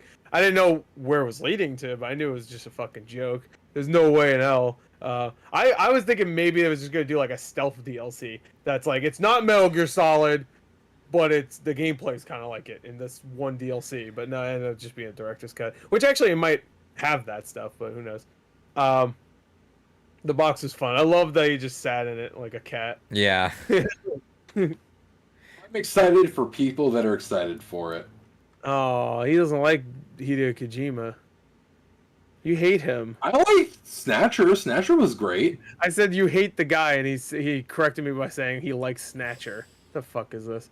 Yeah, but do you hate him? You didn't say no yet. I think he's overly pretentious and a bit no. full of himself, but he's a fine individual otherwise. I feel like he's not that full of himself, because every time I see him talk about anything, he's just like, oh yeah, I'm making a game, and then everybody else around him's like, fucking God, Kojima's the best. He's like, oh my God, I'll fucking fillet him if I could. Mainly Jeff Keighley. Here's the thing. I feel like everybody else hypes him up, and when he comes out, he's like, hi, hey.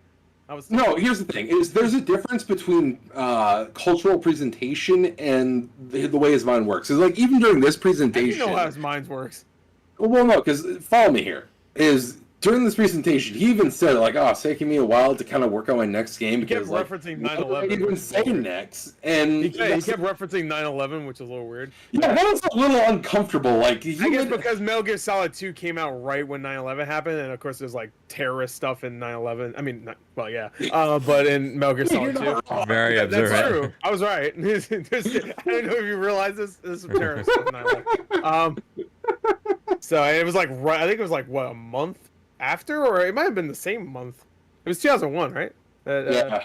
Not 9/11. I know that, but I'm talking about Never forget. Metal Gear Solid 2. I think it was.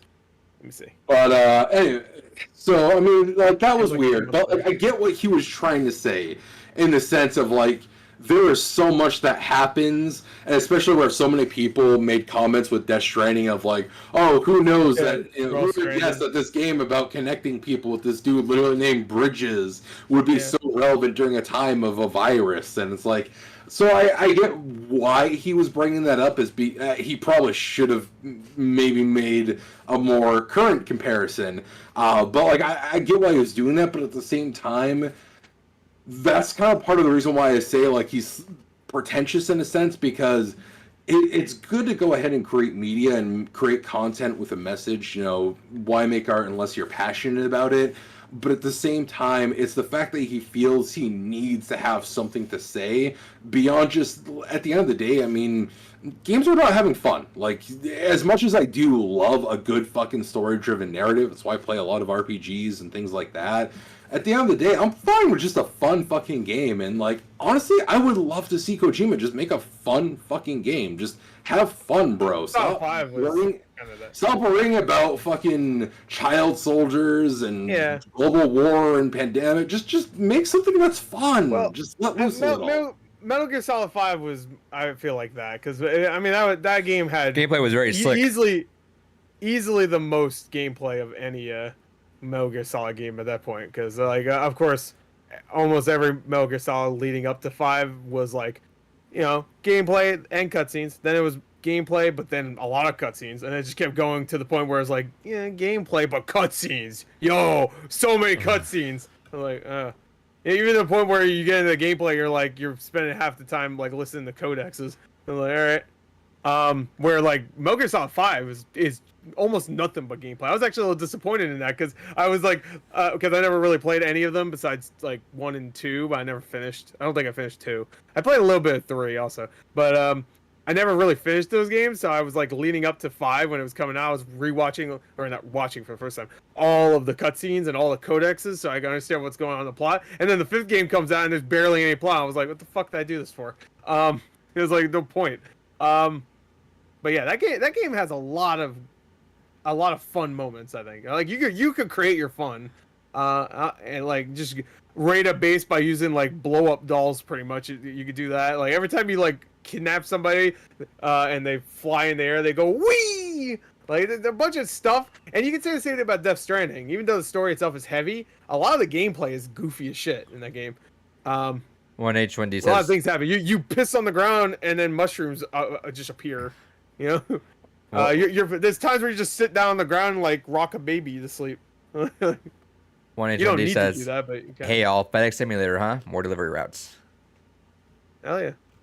Hell yeah. I'm actually excited to play it when it comes out on PS5, whenever that is. They said they're going to do some gameplay stuff soon, so in a couple weeks or something. We got So the I'm assuming that's probably going to be like around October, I'd assume. probably at this point, February. if you're running low on games to show off at Sony, you want to make that at least somewhat of a marquee game. You know what? I didn't realize it, but there is actually quite a few exclusives coming to Sony this year. So if Horizon doesn't happen, I think they're okay. Because remember, Ghostwire and Deathloop are both exclusive Right. for now. Sure. And also Kina, which I'm excited for, is it's coming to PS4 also, but it's PS5. So there's actually I there's think 3 that games it would I'm look a excited lot for. better if Microsoft didn't take the wind out of that just by buying those fucking studios and being Sure, like, but it if you still want to is. play them when they come yeah, out, yeah, it doesn't take it away that it still is. which if most people will play those games when they first come out, then Sure. most people that want to play those games will play them when they first come out, I should say. Jeff Goldblum with the Jurassic World of Evolution 2. Yeah, I figured when I heard he was going to be there, it was going to be for Evolution 2. It's a long enough. What I figured too. Yeah, which makes sense. I hope it's better than the first game. I couldn't get into the first game. I really couldn't. I tried because I love Operation Genesis. It's so much fun. As a kid, I used to play it all the time, and I couldn't get into Evolution. I did get, however, a key from Keymailer. I haven't played it yet, so that's why I never brought it up for the Switch version. So I think that would work well on Switch. So, well, I mean, it might not work well on Switch. I don't know, but like it fits well on a console like that. So. I might play it soon. Didn't really have much to say about this. The Korean MMO Lost Ark Heads to the West. Don't. Never played or it. Low so- Stark, as I called it. Yeah, Lost Ark. Low Stark. I didn't know what it was, and it was just one word, so I was like, Low Stark. What the fuck? I didn't realize it was Lost Stark. It actually looks kind of cool. It looks like a Diablo MMO kind of thing, which you don't have too many MMOs out there that are like that. I could be No, wrong. well, I mean, Most of there's them a are few of third-person them, but- action games. I'm sure there's a lot, but comparatively to just a regular third-person action, like a Final Fantasy Fair. 14 or whatever, it looked cool, but I don't have much to say about it. Yeah, it looks fine. I'm sure it'll be an okay game. The only Yeah, thing I'm sure. concerned about is this is just kind of a staple of a lot of Korean-made MMORPGs is they tend to get pay to win very quickly. So that's the only thing that I'd have reservation on is that because like Black Desert was amazing. I would have had fun with that game when that first came out, and then that's the pay to win got so insane that there was a video of a dude who soloed an entire fucking guild with pay to win items. Right. Are you looking forward to what's it called? The single player game. It's something desert. Is it Crimson Desert? Yeah, Crimson Desert. Yeah. They I'm showed it at curious the about Game it. Awards. It looked really good, I thought, at the Game Awards. It was a weird trailer, the way they structured it, but everything that they showed looked really cool. Yeah, graphically it looked amazing. I know Black Desert has like the best character creator out there. It's insane how detailed Yeah, that is. I've seen It's wonderful. I can that's why finally I make was- my Smurf character again. Hell Smurf yeah. characters. Hell yeah. Coming if I play that game, which I won't. But yeah, it's really detailed, I've seen. But yeah. Anyway, what was it? Next Lost up, Ark, Uh, we have Sable's got a release date finally. Yeah, September. September 23rd. 23rd. 23rd. There's a demo coming Tuesday. They announced that later in the show. Nice. But That's I'm good to excited have. for that. They've been showing that for a few years. I'm excited for it. Yeah, same. Among Us having some modes or adding hide and seek mode. Yeah, I New saw that. roles and colors, a new map, and much more. Gore and I just have we'll stream some of this for sure soon. Oh, yeah. Is Gore it said- coming soon, or I didn't catch that? I'm not sure Or when. is it out? I think it's a roadmap. It says on here, so it might be a little bit. But Gore Alright. already officially called Arthur Morgan as Cowboy, so Yeah. Role play. Salt and Sacrifice got announced. Good on Scott Studios. I love seeing these guys. Art style is always fucking incredible. PlayStation exclusive again, Sequel to so Salt and Salt and Sanctuary. Sanctuary, yeah. And good on PlayStation for picking us back up again as a time exclusive. That was a Oh yeah. good call, I think. I heard the first Agreed. game's This good. game looks really good. I love Yeah. the art direction. I gotta actually play, kind of like what you guys said. I gotta play the first one still. Yeah. But That's one of those games where I probably won't finish it, but if I play it, I'll probably like it. right. I'm super happy for them though. I was saying on the stream, I really want to go back and play the dishwasher games. Those things are fucking awesome too. Right. Vampire Smiles is fucking awesome game. I'm gonna put these on screen. I'm gonna run me back in a couple minutes, but there's a handful of stuff you guys can talk about. I know David's gonna talk about 2 Point for a second. Yeah. So I'll be back in a couple minutes. All right. So 2 Point Campus, I'm excited for. I aside from the bullshit of the last couple missions in 2 Point Hospital, I had a lot of fun with that game. I wasn't expecting. I think I sank like 70 hours into that game. Something like, actually, I have my Steam open right now. But I really enjoyed that. When they started showing, I'm like, hey, this art style looks like 2 Point Hospital. What the hell are they doing here? And I almost was kind of hoping for more just like a straight up medieval fantasy kind of like town simulator. But it being 74.9 hours, so basically 75 hours. I put in the original. But it's one of those things that I'm curious to see how this game goes. I'm weirdly, despite the fact that usually I'm a big sucker for like a game that has a definitive, hey, here's the end you're working towards. I love just like these kind of like management simulators. You know, I like SimCity. I love the kind of like Sim Ant back in the day, AeroBiz, things like that where you're like managing things. I really actually am a sucker for that. That's why actually you and I talked about this. You know, the general manager mode in WWE 2K6. I love it. I fucking fantastic mode, and I mean you can play and wrestle the matches, but I just had more fun designing everything. Yeah, just like trying to figure out the best match to get like a 5-star. Oh yeah! And by the time you're getting like 5 stars, it's like, all right, that's pointless. I'm just gonna keep winning. Exactly. And then you go back and do a draft again. That's fun. Yeah, like I enjoy that kind of stuff, and so bring it back, 2K. Yeah, seriously. You know what? Fuck it. Fire Pro Wrestling. Go ahead and give us a fucking general manager mode. I fucking, that is a series that I get why it's underrated, because it is a very different kind of wrestling game. But seriously, Fire Pro Wrestling World, underappreciated fucking classic. If you like wrestling and you're willing to learn a slightly different style wrestling game, it is one of the best fucking wrestling games out there. 100%. But no, so I like those kind of management style games. And so it's one of those things that I'm excited for this. I just hope that for this one, they try to better balance the difficulty. Because again, that was the one thing that kind of took me out of the final couple missions of 2 Point Hospital, was this was just insane. Green Super Flash in the chat saying this game reminds me of School Tycoon. I'm actually not familiar with that one. You ever heard of that one, Gore? School Tycoon? Is it? I play Mall Tycoon. Is that from the same people? Good question. We'll wait for Green Super Flash to kind of follow up with us on that there. But yeah, so I mean, I'm excited for that. It looks interesting. Escape from Tarkov is a game that I personally don't have a lot of information about, but I know a buddy who was really excited for that. He's actually the same buddy that was like really into the Stalker game, so he was really excited for Tarkov. Did you follow this game series at all by chance? Or? No. I don't know what, I didn't even know it was a game series. I've heard of it, and what they showed was really cool. It almost looks like from like somebody like me that hasn't seen anything about this game.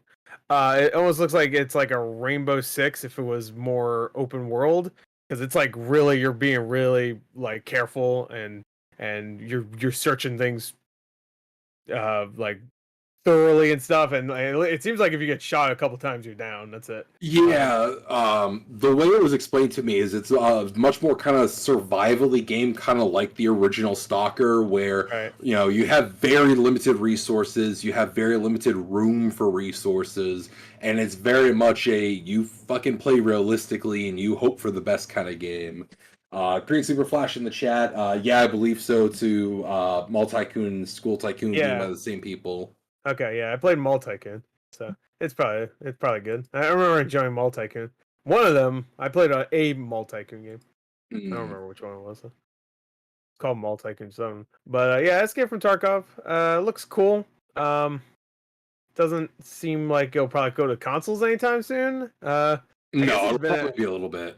it's If been in at all. it's been in closed beta since July 27th, 2017. Yeah. Damn. All right. Which, as a quick aside, that makes me so excited for Ready or Not. I cannot wait for that game to fully be out. Just because I'm a huge fan of the SWAT franchise, and Yeah. this is kind of like a spiritual successor to that. And there's been a little bit of controversy here and there, but the game itself, putting that aside, looks fantastic. So I'm hoping for that to be really good. SWAT 4 was made by Irrational Games, guys that did Yes. Bioshock, Uh, and Bioshock Infinite. SWAT 4, and honestly, SWAT 4 and SWAT 3, best games in that fucking series. Oh Absolutely. yeah, I never played SWAT 4, but I just bringing it up because Rational Games, rest in peace. Who knows? Play your cards right. It might be one of my games for games gone by one day. Especially now that Ooh. everyone has gaming PCs. Well, I think my old PC could probably run SWAT 4. I mean, fair. So, Yeah. where's the 2004 game. Yeah, something But, like that. yeah. All right, so next one is the Stranger Things and Smite collaboration. All I want to say is that I think 11 looks weird in this. She doesn't look like 11. It's weird that the anime game that has Stranger Things collab, Seven Deadly Sins, Yep. has the same thing, has a crossover with Stranger Things, and has 11, and the 11 in there looks more like 11 than this game. Well, that's the weird thing is, like, I feel like Smite kind of jumped ship because it's one of those things, like, the whole point of it was to be like a MOBA with gods. And eventually started putting in Cthulhu, and it's like, well, that makes sense. Yeah, exactly. He's a god. And then I remember they did like TMNT and they a did few Aang. other. Yeah, Aang from Avatar: The Last Aang from Airbender. Avatar, you can almost argue is somewhat of a god, I guess. Yeah. Yeah. He's like a godly character, I guess. He's not. Well, 11, I guess. She makes. That's the problem is, like, in universe, yeah, 11 is basically a god because she's a human with powers. Like, of course, she's basically a fucking god, but really, at the end of the day, what does she have? Telekinesis. I mean, congratulations. Right. I mean, it's just supposed to be fun crossovers, and the turtles look great. I thought they did a great job with that, just from what I saw. They did a fine good with the design of it. It's just weird to me. It'd be like if all of a sudden League of Legends was like, "Hey, assholes, we got fucking Batman in here now." I was thinking it's like if Overwatch just randomly had a realistic soldier guy, like, and then not soldier, I mean like Call of Duty character shows up and he's got the do-rag on and the sunglasses. It's just like, what the fuck? He looks like a biker dude. It's not even the same like style of graphics. It looks like Call of Duty Modern Warfare. Two quick things. One, Chad Box says SWAT 4 is addicting as hell. Hell yes, it is. It is a frustrating fucking game, but man, I love it so goddamn much. And also, what's kind of interesting is that there's things missing from this breakdown because technically the Netflix announcement was right before this because like the 11 thing is what led into Stranger Things collab. Yeah, I think this is just supposed to be all the things they actually showed. Where I think the Netflix thing was they just said that they're having a thing tomorrow. I think, right? Which they're going to show they're going to show Cuphead stuff. By the time this is up, we've already watched it. That's a good point. Yeah. Yeah. Well, the time we're streaming it, it obviously hasn't happened. But by the time this is on YouTube, yeah, we already did. Yeah. And it was either great or terrible. Fair. And this Left 4 Dead looking game, I'm not. I don't know. This one looks a little weak. I actually feel bad because I went on to the IGN video for this and it has like a ton of dislikes. It looks. It's called the Anacrusis, by the way. I think that's how you pronounce it. It looks fine. It looks very low budget, but it looked fun. It looked like it could be a good time. It's on Game Pass too, so you know, it's just another game to play. Maybe play for a night, and if it's good, maybe it will be. You never know. It's just unfortunate the timing, like 100% unfortunate timing, because we're getting Back for Blood this year. So it's like, oh, we're getting actual Left 4 Dead 3. We'll talk about our game. It's kind of like fan-inspired game, basically. Yeah, we're getting a lot of these games. The Left 4 Dead style game. We're also getting the 40K. Dark Alliance. Yeah. We're getting Dark Alliance. We're getting the 40K game. I forget. Yeah. This Blood Hunt game I think is one too. Wait, we'll bring a battle royale style. Oh, I didn't know it was supposed to be. Never mind.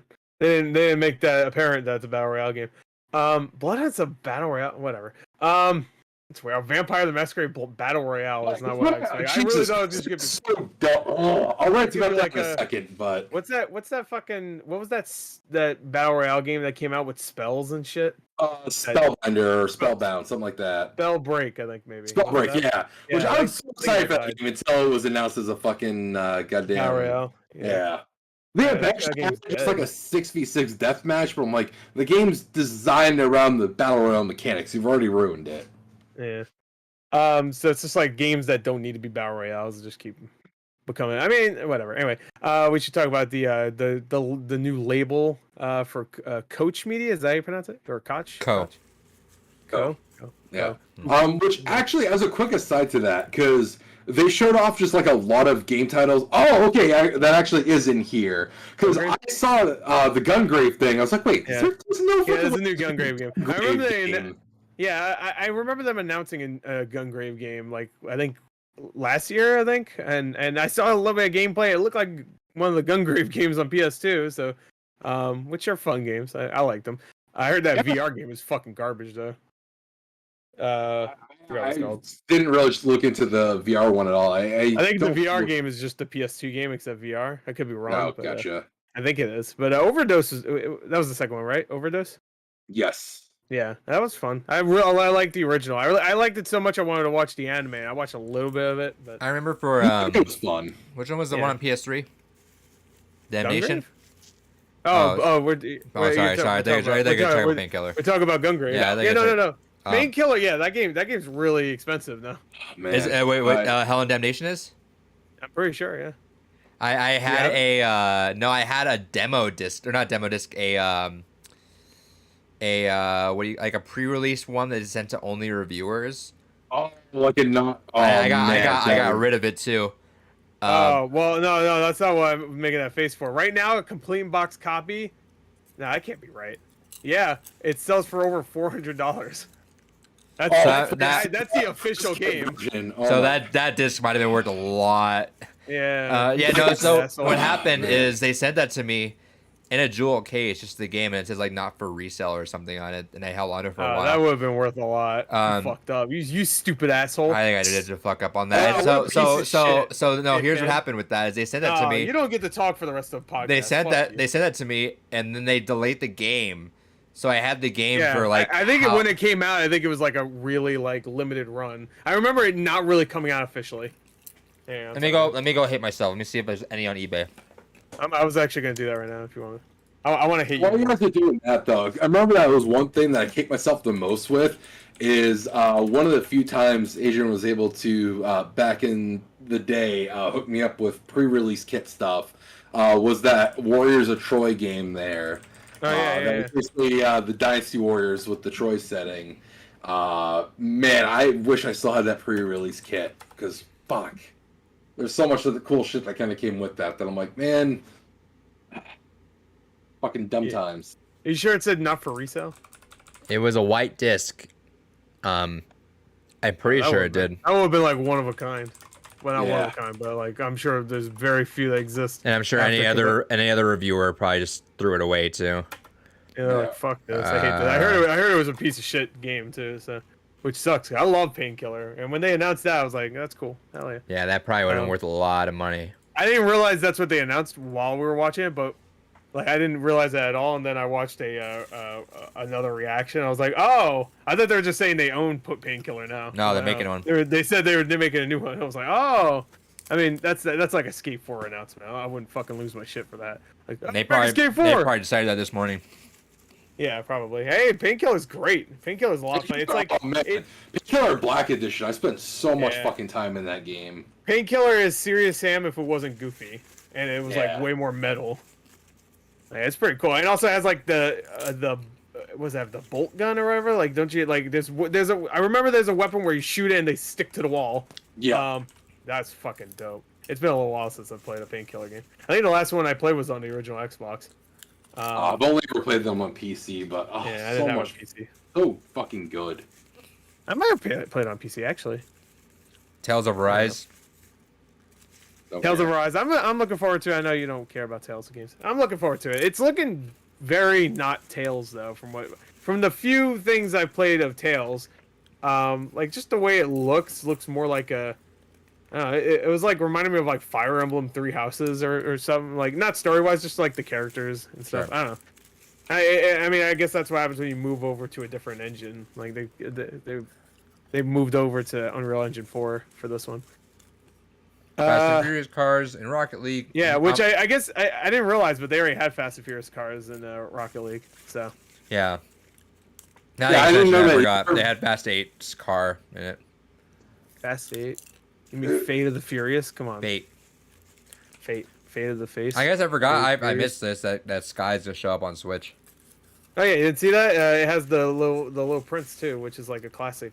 I think I story. forgot. I just didn't link Sky to that game company. Yeah. That's good because that game was stuck on iOS and that was unfortunate. Yeah. I didn't even think that was like surprising. Really, I didn't know it was like a. Not that I would like. I didn't know that was stuck on iOS. I just assumed like, oh, it'll come to consoles eventually, and it did. I didn't know it was like stuck on there. Anyway, this honestly, looking back on this, I'm getting sick of the little drips of information that we're getting from Overwatch 2. We got 2 new more design. Like, there's how many characters at this point? Like 30? Are we just gonna keep getting every few months a new design from a character? So Like, is that not even a new character? A design for a character you already have played before? the idea behind it is because Overwatch 2 was dark for years. I So they're know. trying to change it now, and they want to even do one of those like big play things once a month. They were even considering too. They So shouldn't do that. they want it- They should just wait. Honestly, go dark again and then fucking release it. Because at this point, I'm like, you're dripping feed. Oh boy, I can't wait for the next Overwatch thing, and then show a new design, and then like 5 minutes more gameplay. I'm like, why the Yeah. fuck am I even here? Just They- wait a few months. Let it just like we're working on it. That's it. They Do need the to, Elden they need to Ring. keep it alive. Do an Elden Ring. Yeah, but the thing with Elden Ring is they need to keep Overwatch alive still. They keep the interest in there. So they're drip Sure, feeding but Overwatch 2. they can still talk about Overwatch 1. I'm not There's saying nothing coming they to should it, talk about though. Overwatch 1.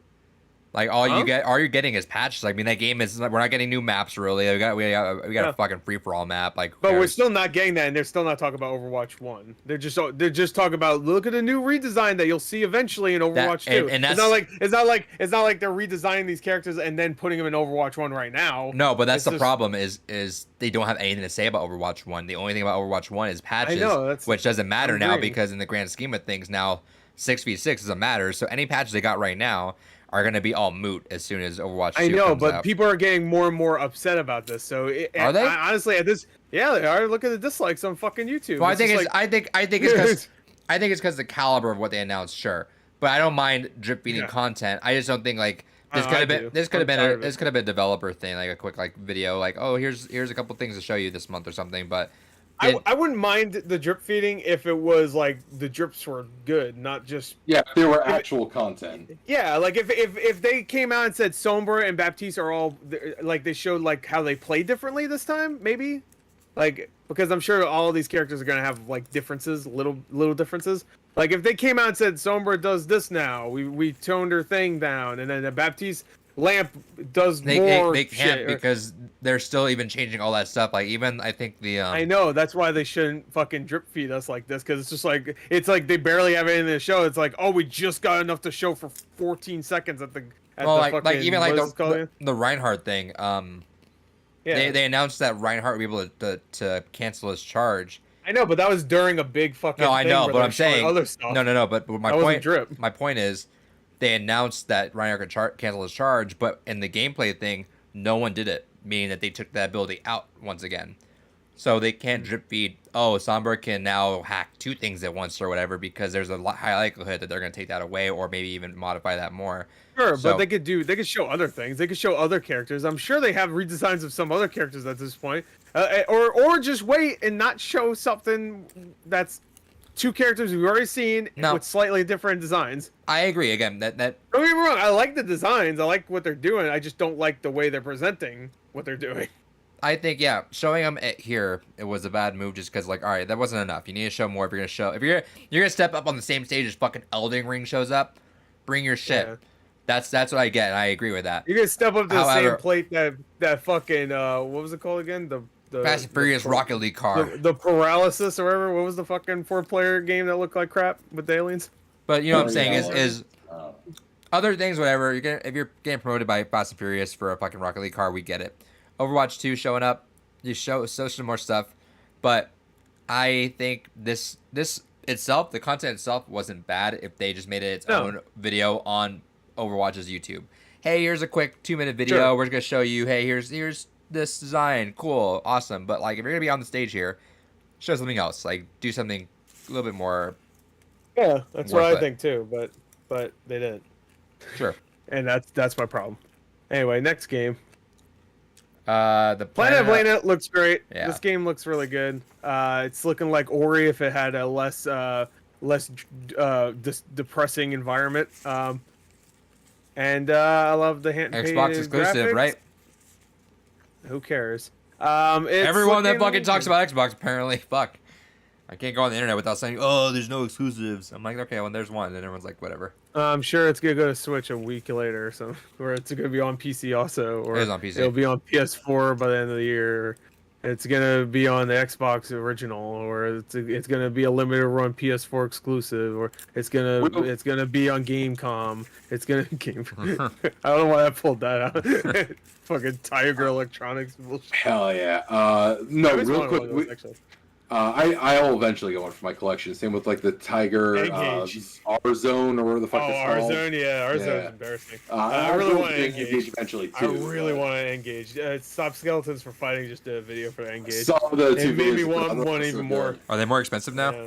Oh, yeah. Well, No, they're Kind really of. hard to find. They're actually hard to find on eBay. I tried to look for one the other day, and I could not find one. it's hard to find legitimate ones. Weirdly, because of the cell phone market, I've noticed a trend where a lot of Chinese manufacturers are refurbishing them, which has me a little sus. But Hey, you can find them. It's just it's hard finding legitimate one right now. Let's see. Interesting. You were gonna say something, David? Yeah, so what I was going to say is, I don't think we actually mentioned we are going to talk about this as a story, but they confirmed from Microsoft that they're trying to bring Xbox xCloud to TVs directly and have their own kind of Stadia-like device, USB, where you just slap it in. Put a controller in, yeah. Yeah. And so that's why, as much as like people are like, oh, there's no exclusives or there's no reason to get the Xbox, like that's literally what we've talked about before in the past. We've argued with a buddy of ours in the past about this. Microsoft don't give a fuck about console anymore. They are just straight up, we are a Netflix service that happens to give you either a console option to play our service on, or you can go buy on any of our Windows operating system stuff, which next Windows update announcement is coming either end of this month or beginning of next month. I can't remember which. Hopefully, it's less fucking bloated than Windows 10 has become. They've said that plenty of times. They don't care. They could Game Pass on PS4, like whatever. Which we'll see what happens with the Epic lawsuit. It could happen. But they want to put it everywhere. But the thing is, people are finding that they're playing more on their Xbox now than PlayStation, because it's like, well, if they're a console gamer, they're gonna like stick on the Xbox and they play all the third-party shit on there because they have Game Pass on there, so it just turns into like almost their default console. I'm finding more people more and more like that. Well, not only that, I mean, they actually respect their fucking legacy. You know, the whole, we have generations, and why would you play this? It's so old. You know, I can go ahead and slap an Xbox original game into the fucking Xbox Series, and I can still fucking play it with updated 120p FPS and a bunch of other fun shit added. And, you know, it may not be for every game necessarily, I get that, but fuck, it's still more than what Sony's doing, which is fuck all. Yeah. You know, it's one of those things that it's actually made me kind of really more, with every new fucking announcement, I'm more and more, I'm like, fuck, I really wish I had a Series X. Like, I've enjoyed my PS5 thus far. I like playing my PS4 games with slightly better performance, but fuck, I'd honestly probably be getting a hell of a lot more use out of a Series X right now than I would a goddamn PS5. You would? Oh yeah, like what? Playing What do you any play? of the fucking backwards compatible games. Like what? Like what? Play name 5 right now. What do you play? Fucking Fusion Panzer Frenzy. Dragoon, 100%. Panzer Dragoon? You mean the Hell game yeah. you don't love? You hate it? Yeah, the game I absolutely detest. Yeah, Fucking you hate that hate game. it. You hate Loathe it so much. You have one that's like $1,000, and you don't you hate it. And he you, ate you it. don't like it. And you know And he what? ate it. Funny side fact. After this, So my game, no, my game collection game? database that I have also tracks like the value of everything. Yeah. My Saturn library is worth a little over 2,000. 1,300 of that is that one game.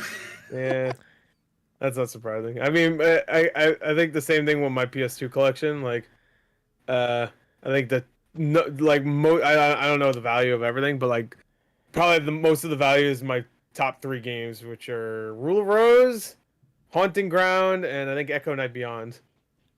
Yeah, my 3 most valuable games: Panzer Dragoon Saga, 1,200 and some change; Dragon Force, 300 and some change; and Golden X Warrior, 300 and some change. If you don't count Nice. collection editions, Devil's Third is now my second most valuable game. Hell yeah. Hell yeah! Well, if you had fucking Painkiller, Hell, and Damnation, That's probably like priceless too. why would you throw that away? I don't even get it. Because I literally looked It's around taking up so much room. What the fuck? because it was like a jewel case that I Idiot. didn't really do, and then at that point, like I looked online and that was when the game no one fucking cared. PS3 games were fucking like dirt cheap, and I was like, all right, well, That's not like something you're gonna get any day. Like that's fucking. Yeah. it had no Okay, value. because It had no value to it fucking right dumb. away. I hate myself for it. Well, why did it not have value? It was a one of a kind disc. I don't think anyone give a fuck. Well, that's Now they do. Now they do. Oh yeah. Well, but actually, I think it's been rising in price for the last I had few this, years. like, I didn't know it was at $400. I did this a That's while complete, back, like a long while back. Yeah, how long? Shit, probably like 5 years ago, I think. See, it was $200 at that point. See, fucked up. Monster Hunter Stories 2, Wings of Ruin. It has a funny last line. What was it like? How does it feel to be born? Or Yeah, something like wasn't that. that funny? Because I don't remember it. It was like something about being born. Like you better not be born. Or something about being born. Like God I'm came gonna down. make you wish you were born.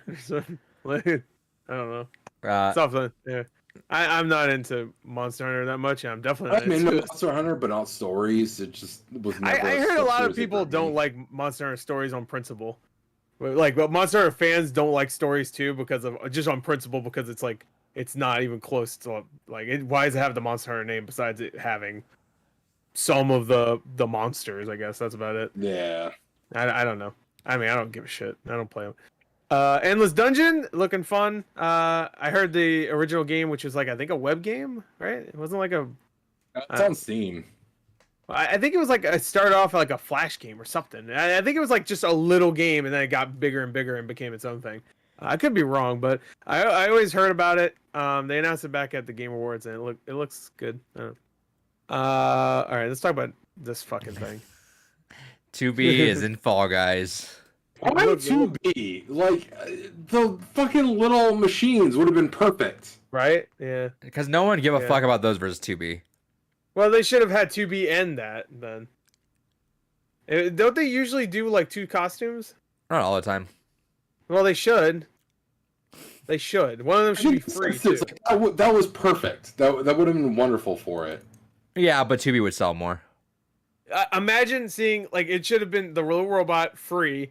Everybody has it. You don't need to get the crowns or whatever. And then day one, you just see fucking dozens of those guys. Like, oh, and it would be great when they walk. They actually hop.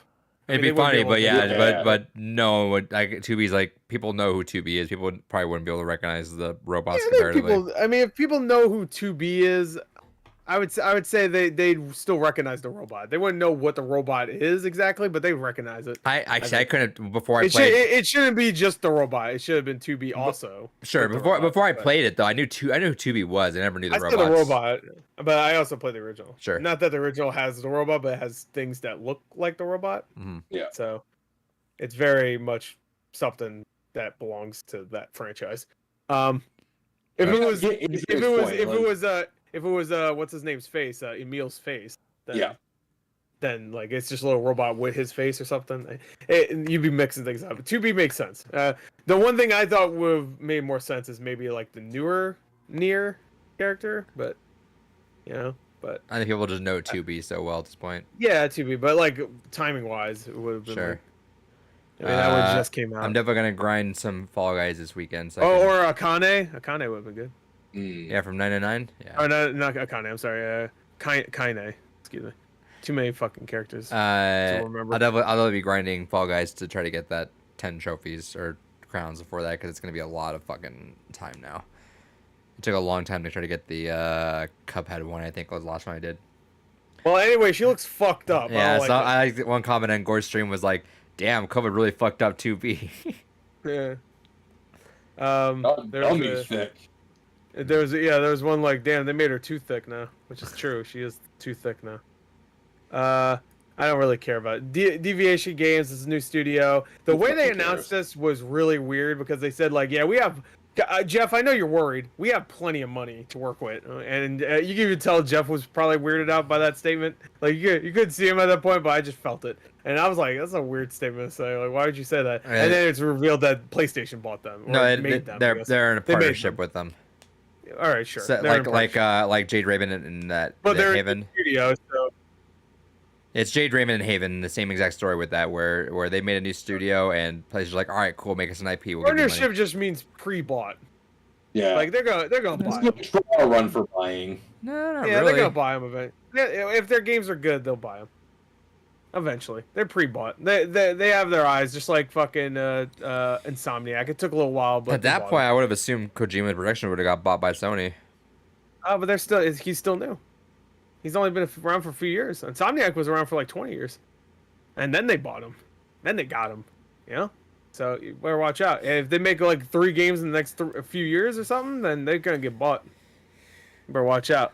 But I made this point on Gore's as long stream as their games are is right now, you can't go wrong with it. Is either you partner with Sony, and you know they're killing it right now with their exclusives, and fanboys will literally buy anything except the Destruction All Stars. Or that's free. Yeah.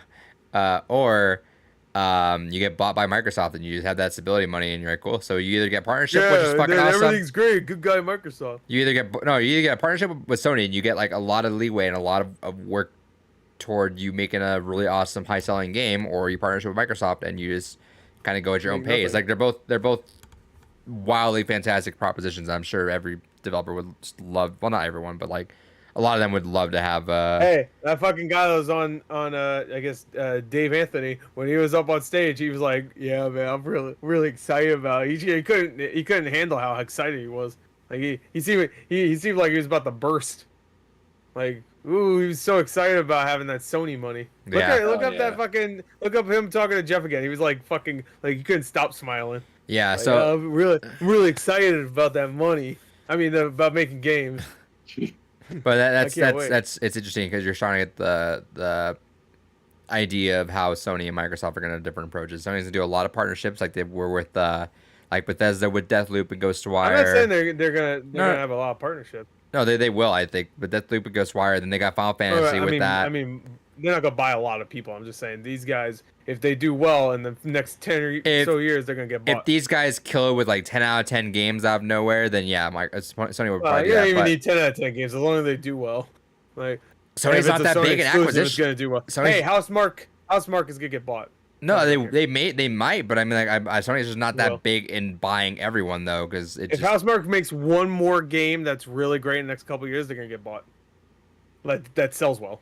How many acquisitions have Sony made in the last like decade? One, that's enough. They're gonna buy them.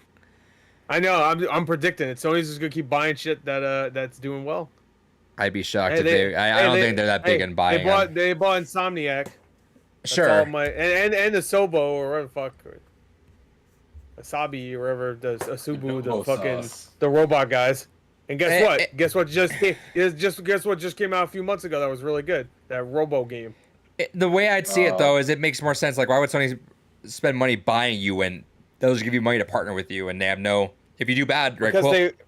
Because they want them. Good point. Give me you. I don't know. I don't know how business works. Maybe buying them makes it so that no one else will try to buy them, and they like the games. They don't want Microsoft, who's fucking buying everything, to take one of their big studios that has been making a lot of exclusives for them, especially Insomniac. Especially since Microsoft had Insomniac for a minute with Sunset Overdrive. Yeah, but Insomniac makes sense though, right? Is that they figured out Insomniac makes sense. that Marvel or their Spider-Man game would have been good. And they're like, all right, well, let's throw these guys back on Ratchet. Let's do that, and just start putting the output of Insomniac. Buying Insomniac just made a lot of sense. Yeah, and guess buying what? a solo makes a lot of sense because if these guys make 2 great games, they're gonna get bought. 2. In the next 10 years, I'll be dead by then, so it doesn't matter. But in the next 2 games for this studio, if they're great, if they're like fucking like even Spider-Man levels of quality, and maybe not sell-wise, but they're just good, they're gonna get bought. Yeah, they're already bought. They don't even know yet. That partnership was like deep. That was like mafia. I don't even know if Microsoft's gonna be buying. I think Microsoft probably has like 1 or 2 more acquisitions up because they did mention that there's still more acquisitions. I go buy everybody. They're actually go buy this studio. They said I forget what it was. Like one of their they're buying LGN, one of their last things. They're gonna resurrect LGN. So. Phil Spencer resurrect, buy LGN, and then shut it down again. Phil Spencer mentioned that there's still more acquisitions there, and I feel like we're. It's been a minute since their last. Like obviously Bethesda was the last big one. But it's been a minute. Well, because it was. E3 was E3 of 2019. They announced a lot, and then they announced Obsidian and Exile at the XO event, right? And then it was little, and then it was. Was it? No, that's 2019. 2018 is when they first started doing that. Yeah, they did Ninja Theory, and then 2020 they went through the entire time until Bethesda, which makes sense. Bethesda was the big boys, so they didn't do any other one for that year. But I imagine we're gonna get maybe we get one at E3. I could see like one more at E3 and then maybe one last one for a long time, maybe at XO, and then that's about it. I could say 2 more acquisitions, and then I think Microsoft's gonna cut it, be it even 25 studios, and then just start outputting your shit. Because, I mean, we have a lot of stuff in the pipeline, but I mean, they need to start putting their shit out. Well, there was murmurs that they were eventually going to be releasing a game every 3 months. Yeah, the idea is that they want to eventually get the output going where they're able to stagger these releases about, maybe 4 times a year, or even more if they could, if they're smaller studios, you know. Now, people want to complain there's not a lot of stuff. I think I was getting to something on someone on a Facebook group, how the problem with how Xbox kind of fell through was, because we could say, and I agree, is Phil Spencer does hype every E3 up. I mean, that's his fucking job. Like, what's he gonna say? Oh, you don't keep your hopes down for E3. Of course he's gonna fucking say, yeah, every E3 is fucking good. That's his fucking job. But the output of games that Xbox has been doing has been very low. The end of 360 lifespan was super low. You know, like we were barely getting anything. It was the complete shift towards Kinect at the end of the 360. We got a pretty good lineup, I think. Xbox One versus PS4, I think, at the beginning. I think Xbox One had a stronger lineup. Easy. Yeah. But it was $100 more and it had Kinect. No, wait. Time out. Oh, sorry, Knack. Yeah, that's a joke. No, I was going to say that. I was going to say Rose again. Yeah. But, all right. And I was going to say that. And what the fuck was the joke? Fuck you. Who the fuck are you? Don't talk shit on Knack. You piece of shit. Cocksucker. Fuck you. I mean that truly. Fuck you. This is my last podcast. I'm done. That's the turning point. Piece of shit. But yeah, so we had the Kinect and an extra $100 less. Like it was less stronger than the fucking PlayStation 4, and Microsoft never recovered from that DRM shit. Like that was done, which is ironic now because that's kind of where we're at nowadays. Not as extreme as they wanted it to be. Not extreme, but we're pretty much. We're close. We're pretty much there. Yeah. And then when everything's doing it, I guess you can't really look at anything as an example of something not doing it. Besides, like, what's the PC DRM free places like? What is it, Gamergate or whatever? GOG. Yeah, GOG. That's the one I was thinking of. Everything else. So when Microsoft went into this last generation, they had 6 studios. It was Turn 10, Mojang, 343, the Coalition, right? Were they 20? I forget if they were. Well, their first game was 2014, so I assume so. I assume they went into it with that. Yeah, I'm fairly maybe not. But either way, Coalition, It had to have been because they showed the new Gears of War like a year after the Xbox One came out. So I mean, it had to have been in the making before Xbox Sure. One came out, right? So They the had- Coalition must have been a thing. Maybe if not, then whatever. Rare. Remember And- the first time you saw Gears 4? Do you remember that? Yeah, it was dark as shit. I couldn't see It a was goddamn thing. terrible. I rewatched that like earlier this year. It was really. I couldn't believe how bad it was watching it now. I'm like, you couldn't tell because it obviously it wasn't even close to finish, so they darkened everything just so you couldn't tell how shit it looked. But so it was Yeah. turn 10, Rare, 343, Coalition. What was the other one that I just missed? Rare, 343, turn 10, Coalition. I'm missing one. Mojang, and then Twisted Pixel was actually a studio. Yeah, and, Loco Cycle, I remember. And then they dipped out in 2015. So Microsoft had 5 studios essentially operating under all last gen. And they used a lot of third-party things, which is what Sony's doing now. They had Sunset Overdrive, Rise, Recore, Forza, all the Forza Horizon games until, what was it, like 2 years ago, were all third-party made. And then what else did we have? And then we had Dead Rising, you know. So we had a lot of third-party help, which is what Sony's doing, because it's the right move, I think, is you get the other developers, pay them, do a game for you while you're outputting this thing. They flopped on that, obviously. Crackdown 3, Scalebound, all that shit just fucking went out the door. Fable. And the problem, and Fable. So what the problem is that Microsoft needed to turn around the fucking Xbox at the beginning because no one wanted a fucking Xbox at the beginning. So they turned around, they went, all right, back compatibility. Let's knock the Kinect out of the fucking the product. Let's lower the price. Let's bring like something like Game Pass in. Let's make our consoles stronger now. So that with the One X, make it more sleek and stuff. So it was good moves, but yet they had to bring the brand in. And now they're trying to do the games. But the problem now with all this like COVID shit, you get the developers in, right? Then they gotta manage. They gotta figure out their management expectations. David can probably speak more about this. If you're doing a merger, now you got a whole new set of rules, right? Like you're like, all right, now we're a part of this company. Yes. Now we gotta reevaluate our whole timeline. We gotta like temper what we're doing. Like let's manage how we're doing this, what our output is, what our time frame is, how we're gonna be. Now we're expecting our money, right? Because now our money is no longer heavily based on sales. Now it's heavily based on Game Pass. Now they have to do all that. Rearrange everything and do all the pre-existing shit. So like we're still waiting on Psychonauts 2. You know, Outer Worlds was still coming out.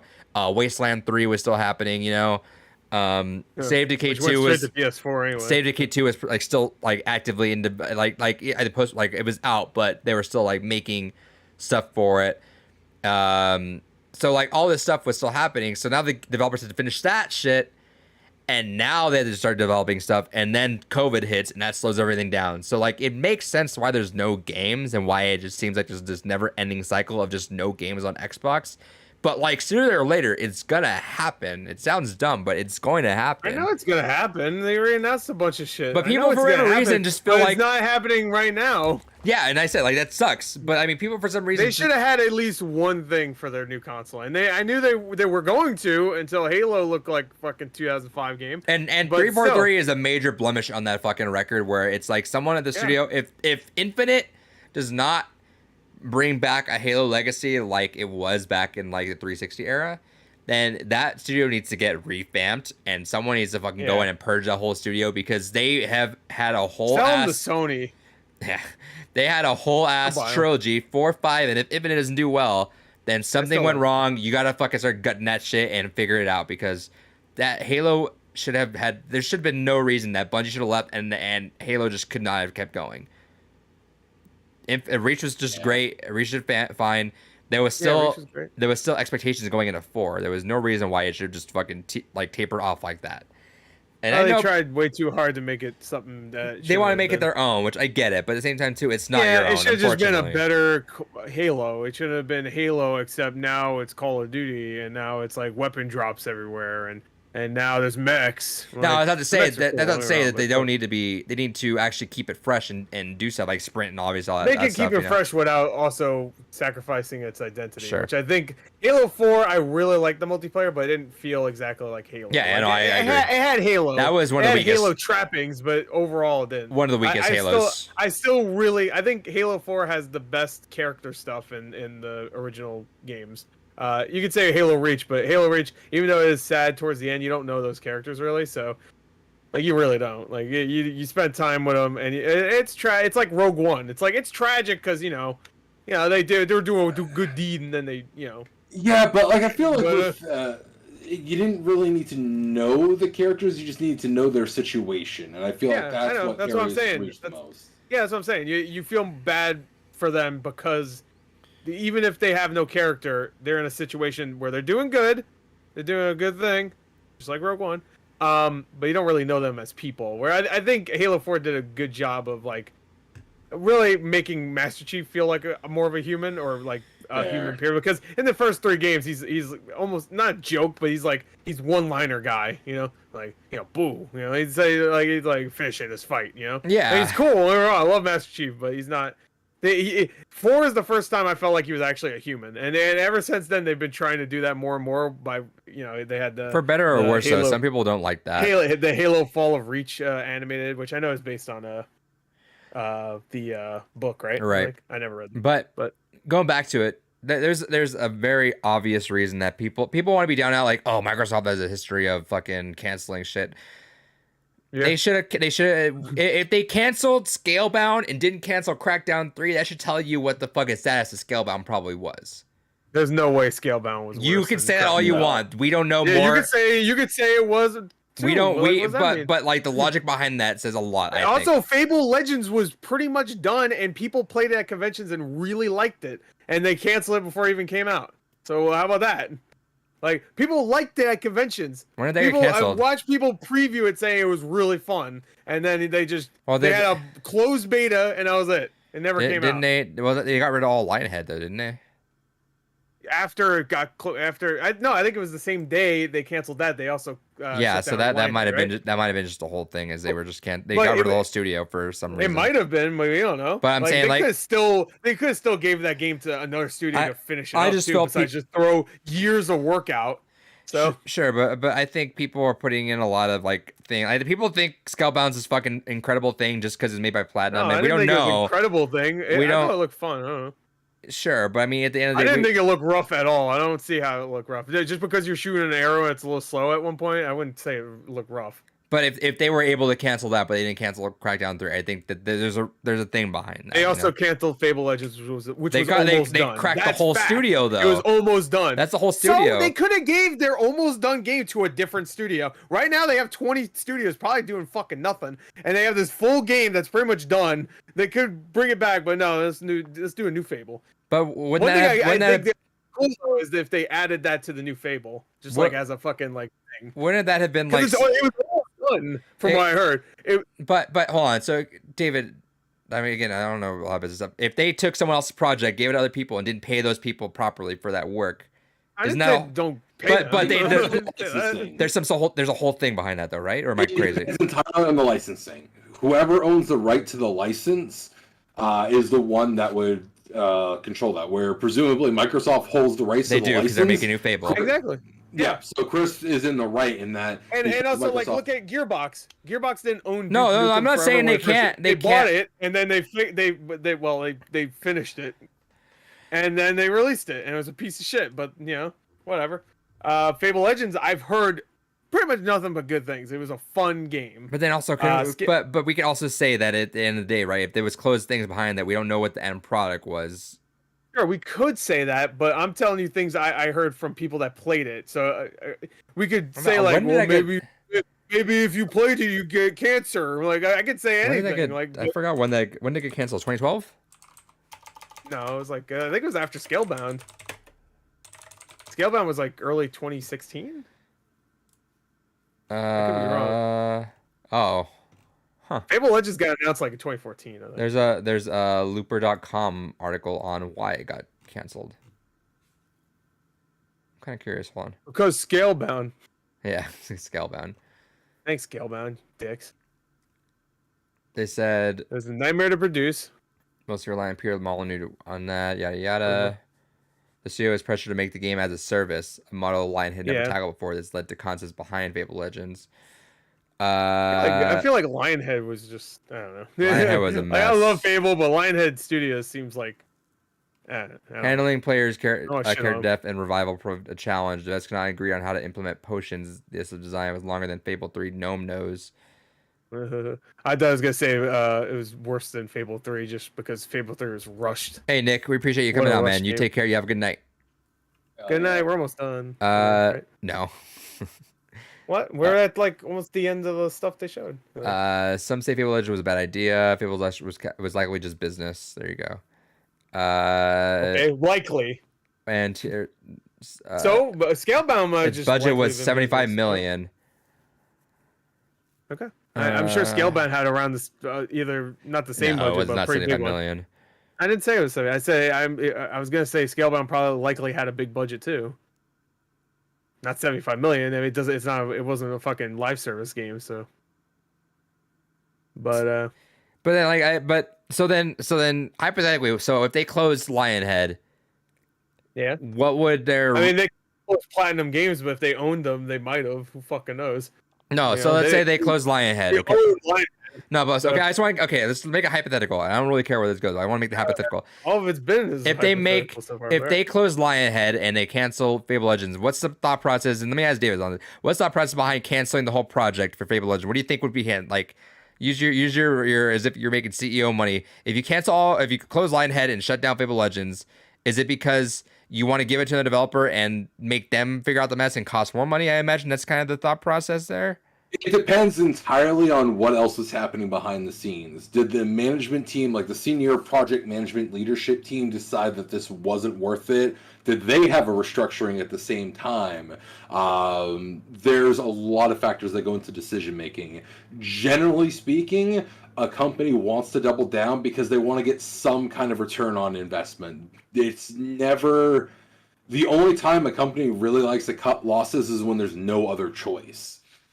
So the only way I could see something like that happening is either there was a change in other leadership members behind the scenes, like either the project management or product delivery service team, whatever they happen to be called behind that, was trying to go ahead and be like, look, we want to just redirect these funds into something else and just be done with it. Or they got a whole new one who was tasked with, hey, just fucking go ahead and do whatever you think is going to immediately make money. Could the thought process behind there been like, okay, Fable is no longer a series after we close up Lionhead, so what's the point in putting this out if it's not going to make the money being a Fable game that's not going to have anything else to play off of? Maybe. Again, that's where it kind of gets into the dynamics of you'd really have to know everything else behind the scenes of what was going on at the time, just because of that factor of it being a matter of who knows what other changes. I gotta imagine if they're going ahead and they're dunking all these fucking teams at the same time, there had to have been something else going on where they changed out a whole bunch of either leadership, mid-level leadership, or there had to have been something else going on. And where we don't have any insight into that level of detail, it's really hard to make any kind of educated guess. Sure. Right. Anyway, let's get back to the Far Cry fucking 6. yeah, Giancarlo Esposito. I've heard cool. it's pronounced Esposito, but I'm gonna say Esposito because I'm white. He's talking about Hitler or something. I tuned everything he said out. Even when I was watching a reaction later, I just tuned everything. Gearbox Publishing and Northfell's Tribes of Midgard get a release date. This game actually looks pretty fun. It just looks like another kind of like a. If it's the game I'm thinking of, it looks like a Diablo style game. We'll start powering through some of this. Well, I don't want to power through there. No, but we're we got last three things, yeah. So, but we got wait, hold on, go down. We still got Elder Scrolls or Elden Ring was on top. Oh, it was on top. Okay, Yeah. I was about to say, where the fuck is Elden Ring? They put that on the very top. Evil Dead. Makes sense. Evil Dead. This is besides Elden Ring. This is my favorite thing they showed. This looks great. I'm surprised by how good this looks, and it's also from the guys that did World War Z, so they already have experience with these type of games. But it's a 4v1 game. One person plays as the Evil Dead itself. You consume a deadite and whatever and pretend and become them. It's kind of like the Resident Evil 3 multiplayer that came out. If anybody remembers that, I forgot what it was called. Where you play as like the mastermind and you could control zombies at random times and like set traps and whatnot. This looks good because whenever you're the spirit and you consume the body, it does the camera thing that the original Evil Dead did, where you know what I'm talking about. Zooms in. Yeah, it like zooms in. That's the Sam Raimi shit. And of course Bruce Campbell was voicing the narration. I'm assuming he's also going to voice Ash in the game, but it doesn't seem I'd like be it's. surprised if he doesn't.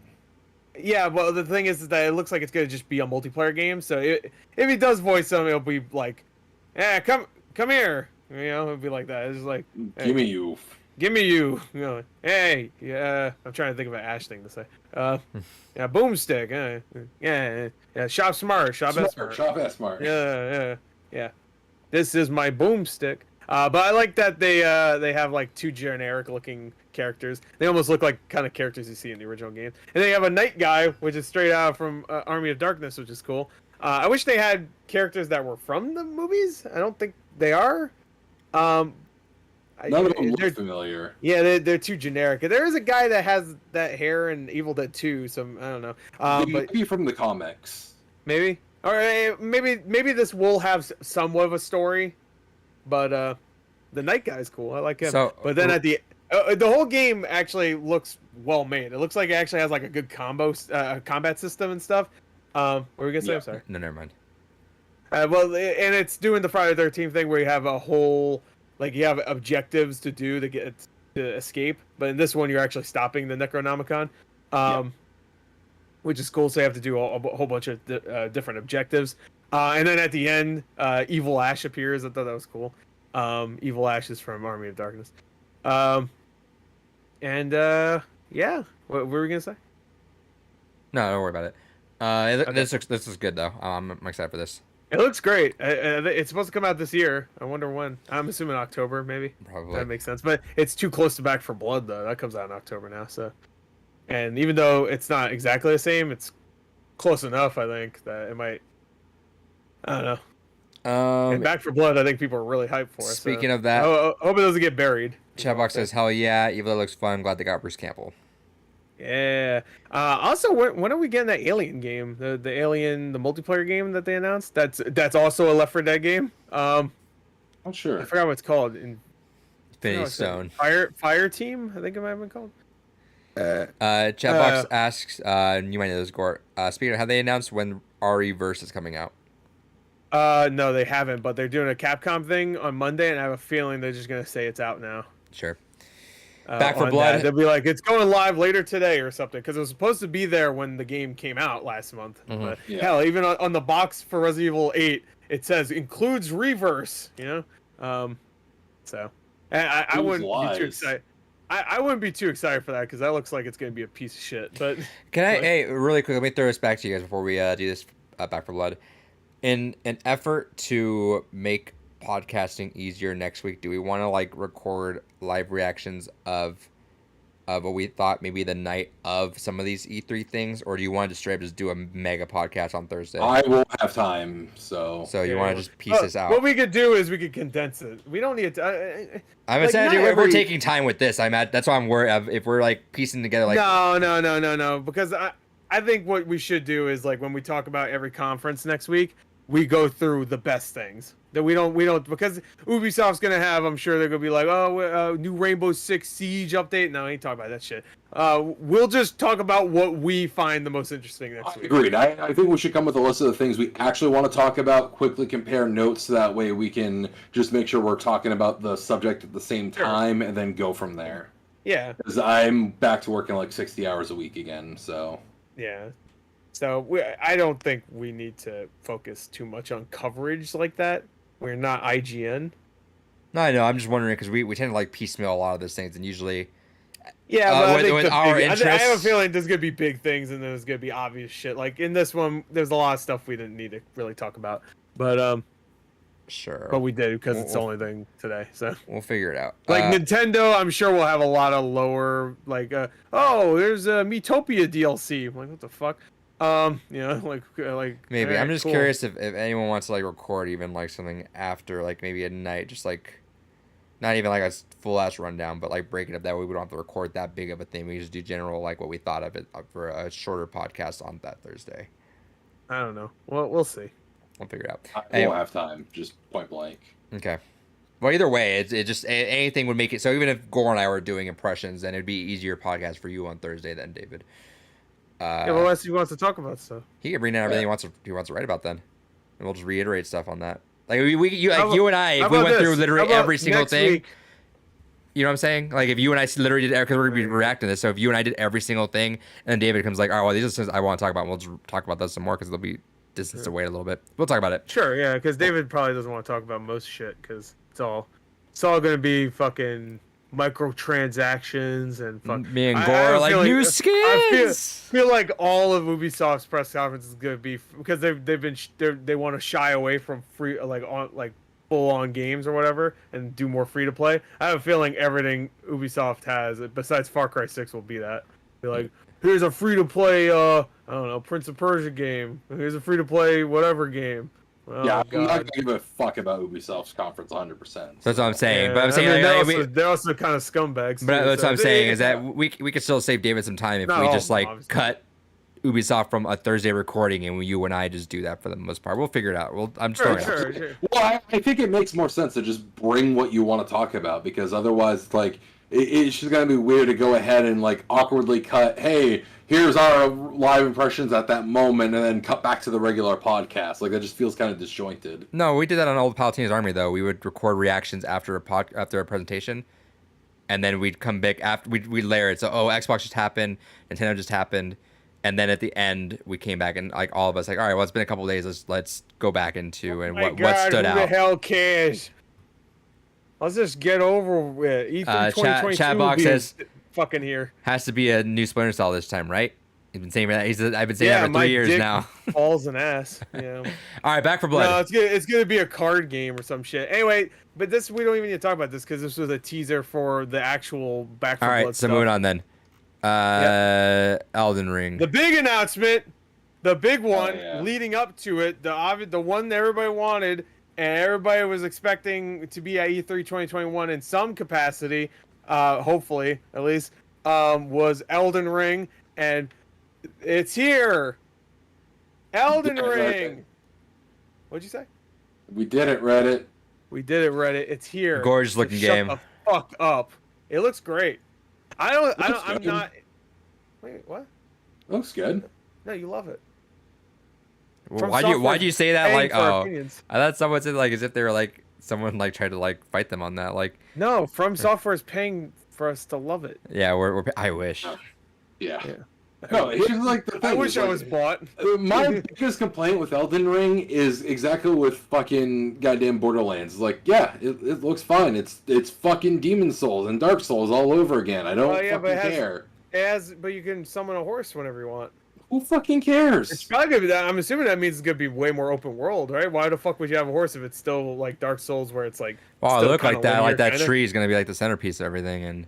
Yeah, the tree is fucking awesome. The visuals are amazing. I love the different enemies too. I mean, that's the one thing that I thought Sekiro had that I like more. Dark Souls and Bloodborne have amazing enemies. Don't get me wrong, from what I've seen.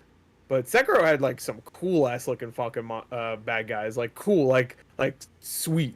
So this was a combination of Sekiro and Dark Souls. Chatbox has a couple comments. All right, so he goes.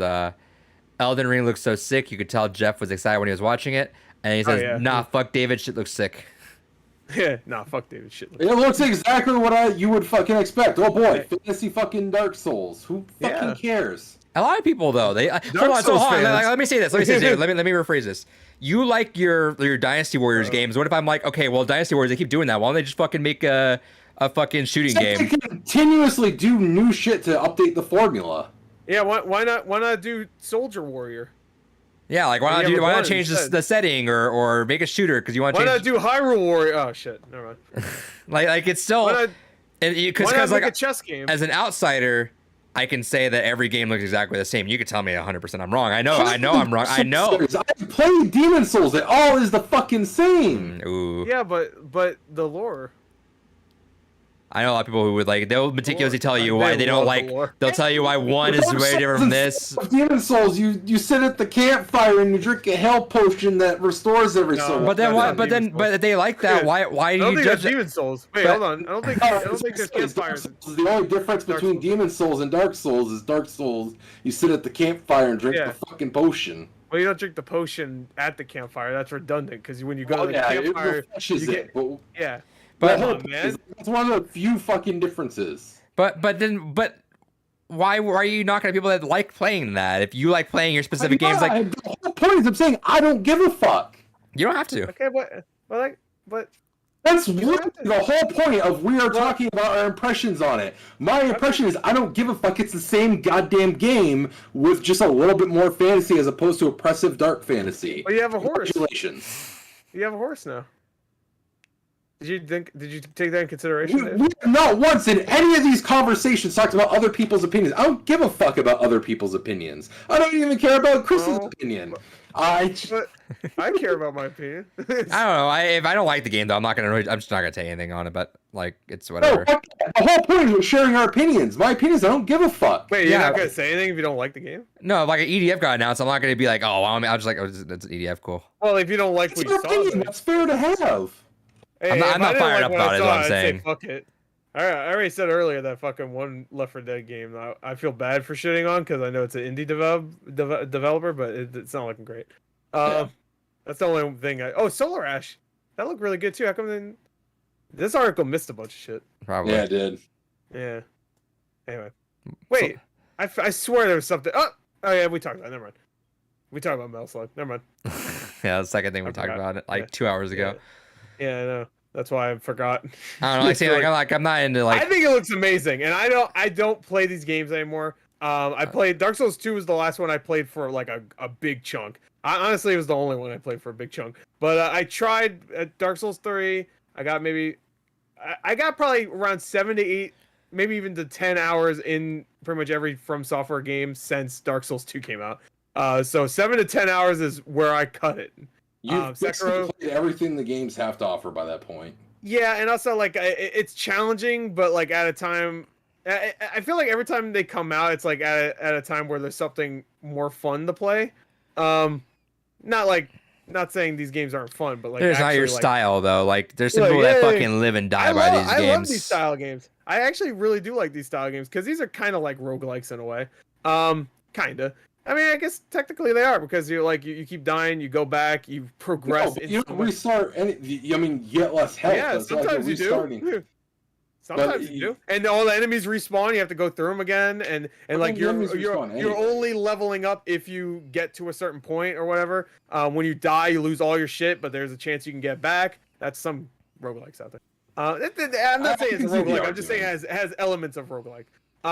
So I like roguelikes. Obviously, I loved Hades, which, by the way, PS4 version. Announce it. Hey, Xbox, announce the Xbox version. Come on. Yeah, I did. I will buy it because I want to play it on a better console than Switch. I was even thinking like get on PC at this point. Yeah, I know, but I don't want to play on PC. Like I want to buy play it on a PC. big screen.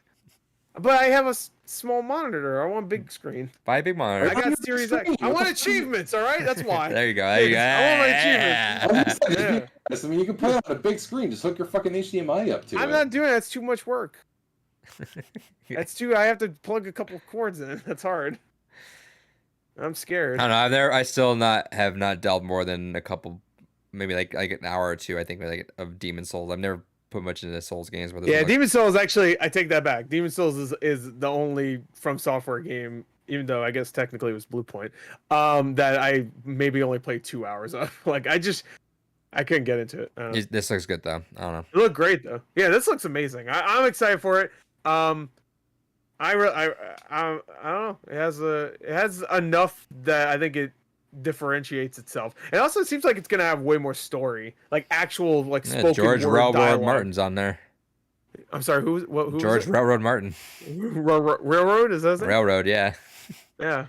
Is he a Monopoly piece? Or yeah. Like, can you buy him on the Reading Railroad or Reading Railroad? Isn't Reading Railroad a? Reading Rainbow is what you're thinking. No, I know Reading Railroad was a fucking. No, Reading Railroad is a. All right, hold on. I'm looking up Monopoly. Monopolies of fucking property. Hold on, Monopoly properties. Hold on, I'm about to fucking figure this out. I'm about to ruin this whole man's career. No, never mind. All right, we're gonna. No, Reading. Yeah, Reading is one. Fuck you. I went. Yeah, really? It's just called Reading, but it is a railroad. That's fucking dumb. You have the B&O, Reading, Short Line, and Pennsylvania. Fucking give you a short line. And only only 3 of them were real railroads. We're gonna power through Day of the Devs. Was watching it just give me through some videos of this. So we got a musical story here. I like this is an interesting art style. I don't know what's really going on, but we haven't really. If we're gonna do it this way, we might as well not cover it.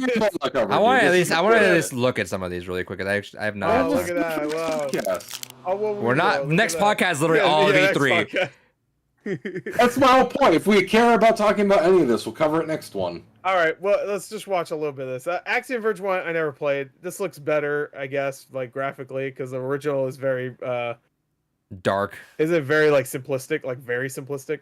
Or am I thinking of Risk of Rain? I think of Risk of Rain. Yeah, I don't fucking know. I don't know. Fuck. The first one for Switch, I haven't played it. Yeah. I heard a lot of really good things about this. David, anime. I know. I heard a lot of really good things about this one. Hey guys, I'm waiting. Pay attention to anime. It's supposed to be Never mind, it's not anime. very Ghibli film looking. Hey, I get that from the character model. I don't get it from anything else. This is one of the few games I heard that pop up a lot. Yeah, right from there. This. It looks like if Studio Ghibli made straight to DVD movies. That's what it looks like. But if they had their Disney like Aladdin 2 and shit, like they had Princess Mononoke 2 went straight to DVD. This is one of the ones I think if you want to look back, I've heard a lot. This is one of the ones that stuck out. Yeah, that's cool. Death Story, your crow living in a world untouched by death. It's looking like a game I've played maybe before. It's like a little Hades a little bit too. Well, they're all these styles. I guess just super giant games in general. It looks like Bastion. All right, that's cool. Let's see, Demolition Robots KK. Oh, hi everyone. I thought that said KKK. I'm not gonna lie. I'm about to say, whoa, that's hardcore. L head? Is that what it said? I don't know. No, it had like words. What the fuck? It's a competitive game where you destroy a city of buildings with giant mechs, earning money by destroying more buildings and trying to destroy more than your opponents. That could be fun. There you go. Right, throw the warped code out, and it's coming in the piece. All right, that looks cool. Despilote. Hey, what's up, guys? I'm Julian. Look at my weird fucking game. This is kind of cool. I like this aesthetic. Yeah, what the hell? As a kid in Ecuador, all you want in the world is for school to be over so you can play soccer. 2001, Ecuador is within the reach of qualifying for the World Cup, a feat a team has never accomplished before. It's a game about a community based on real experiences and photos from Ecuador. Oh, that's interesting. I thought it was going to be like a Dishonored game. It's Dishonored. This is Dishonored with soccer. Oh, it's Dishonored, all right. Oh, no. All right. This looks terrifying. What is this, like Slender Man for fucking... Oh, no, this is the same one. Let's watch it again. This is a lek head. Okay. Good job, Adrian, you stupid asshole. They put the same fucking thing back to back. All right, You're a fucking idiot. It's looking like a Resident Evil. Wait, hold on, play this. I don't care. This is walk trailers. I'm trying to fucking say. I don't give a fuck. Shut the fuck up. This looks good. This is the one that you were scary from just now. I know, but this looked good. I'm not gonna play it, but it looks good. Neat. This looks really good. There's a lot of games out there that try to replicate this aesthetic, and they fuck it up almost every time. But this looks good. That looks terrifying, actually. I don't know what the fuck's going on there. All right, so anyway, that's what walk trailers. You said? Oh, fuck that thing. Yeah, I know. And why it's good to go sicko mode when it catches you. It looks like some fucked up shit you'd see in a Studio Ghibli film. Here's Garden Story. Garden Story. This looks really good. You know why I want to play it. Hell yeah. I'm excited for that too. That actually looks kind of neat. Yeah, they showed that in the Indie World. Last Stop. Yeah, this game looked good. We saw this at the Game Awards. I think so. Yeah, it's coming out July 22nd. Okay, very soon. That's looking good. This one's gonna be good. Is it Virginia, right? From the guys that did Virginia? I think so. Loot River. Hello, everyone. Oh, I think I heard about that. Or with Tetris Elements? I've only heard the title of this. The fuck? Oh, okay. Oh, wow. All right. That's weird. Okay. That's cool. I like that. So you have to... I don't see how it... Like, what do you do exactly? Moonglow Bay. That looks good. I think... Oh, fuck. I forgot what voice actor's in this. You guys don't know, probably. Oh, you can fish, good. Gore. I think you have to... Yeah, I know. I've seen this already. I know. Oh, I know. I think like this game, you're like you're waiting for your husband or something to come back, and you just do shit while you wait or something. Interesting. I'm so confused over Oxen Free 2. Oxen There's Free no 2. video I might here. be confused over a different game. Phantom Oxen Free 2. Abyss. Yeah, they showed that already at the Indie World. Yeah, Phantom Abyss looks fucking cool. This is an asymmetrical, like you're in a like Legend of the Hidden Temple style game. Oh. And you can see other. They announced this a little while back. You can see the shadows everyone else that plays is procedurally generated, but you can see everyone else perform it, and you got to either like you could maybe let them go first and see like, oh, they're gonna hit some spikes, they're gonna die, or you got to catch up to them because you got to beat them still. You're still trying to beat their score, but you'll see them die. You got to kind of figure it out, but also kind of take initiative too.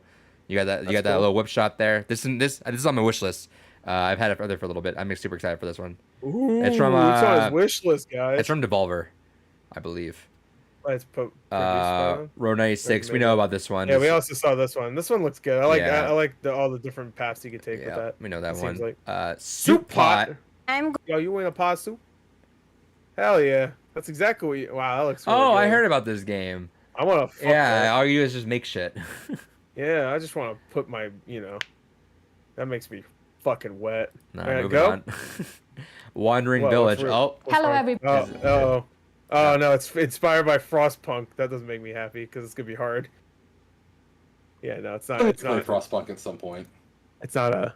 Yeah, I heard it's good, but I'm not playing it. All right. Yeah, it's tough. Wandering. I'm scared. Say something. What is this? Toim. Just Toim. Is that Snoopy? Oh, it's Pokemon Snap, except with bad graphics. Bad graphics. No, actually, it's more appealing looking than Pokemon Snap. Interesting. Looks cool. So you just take pictures of guys and they say, "Oh, anime!"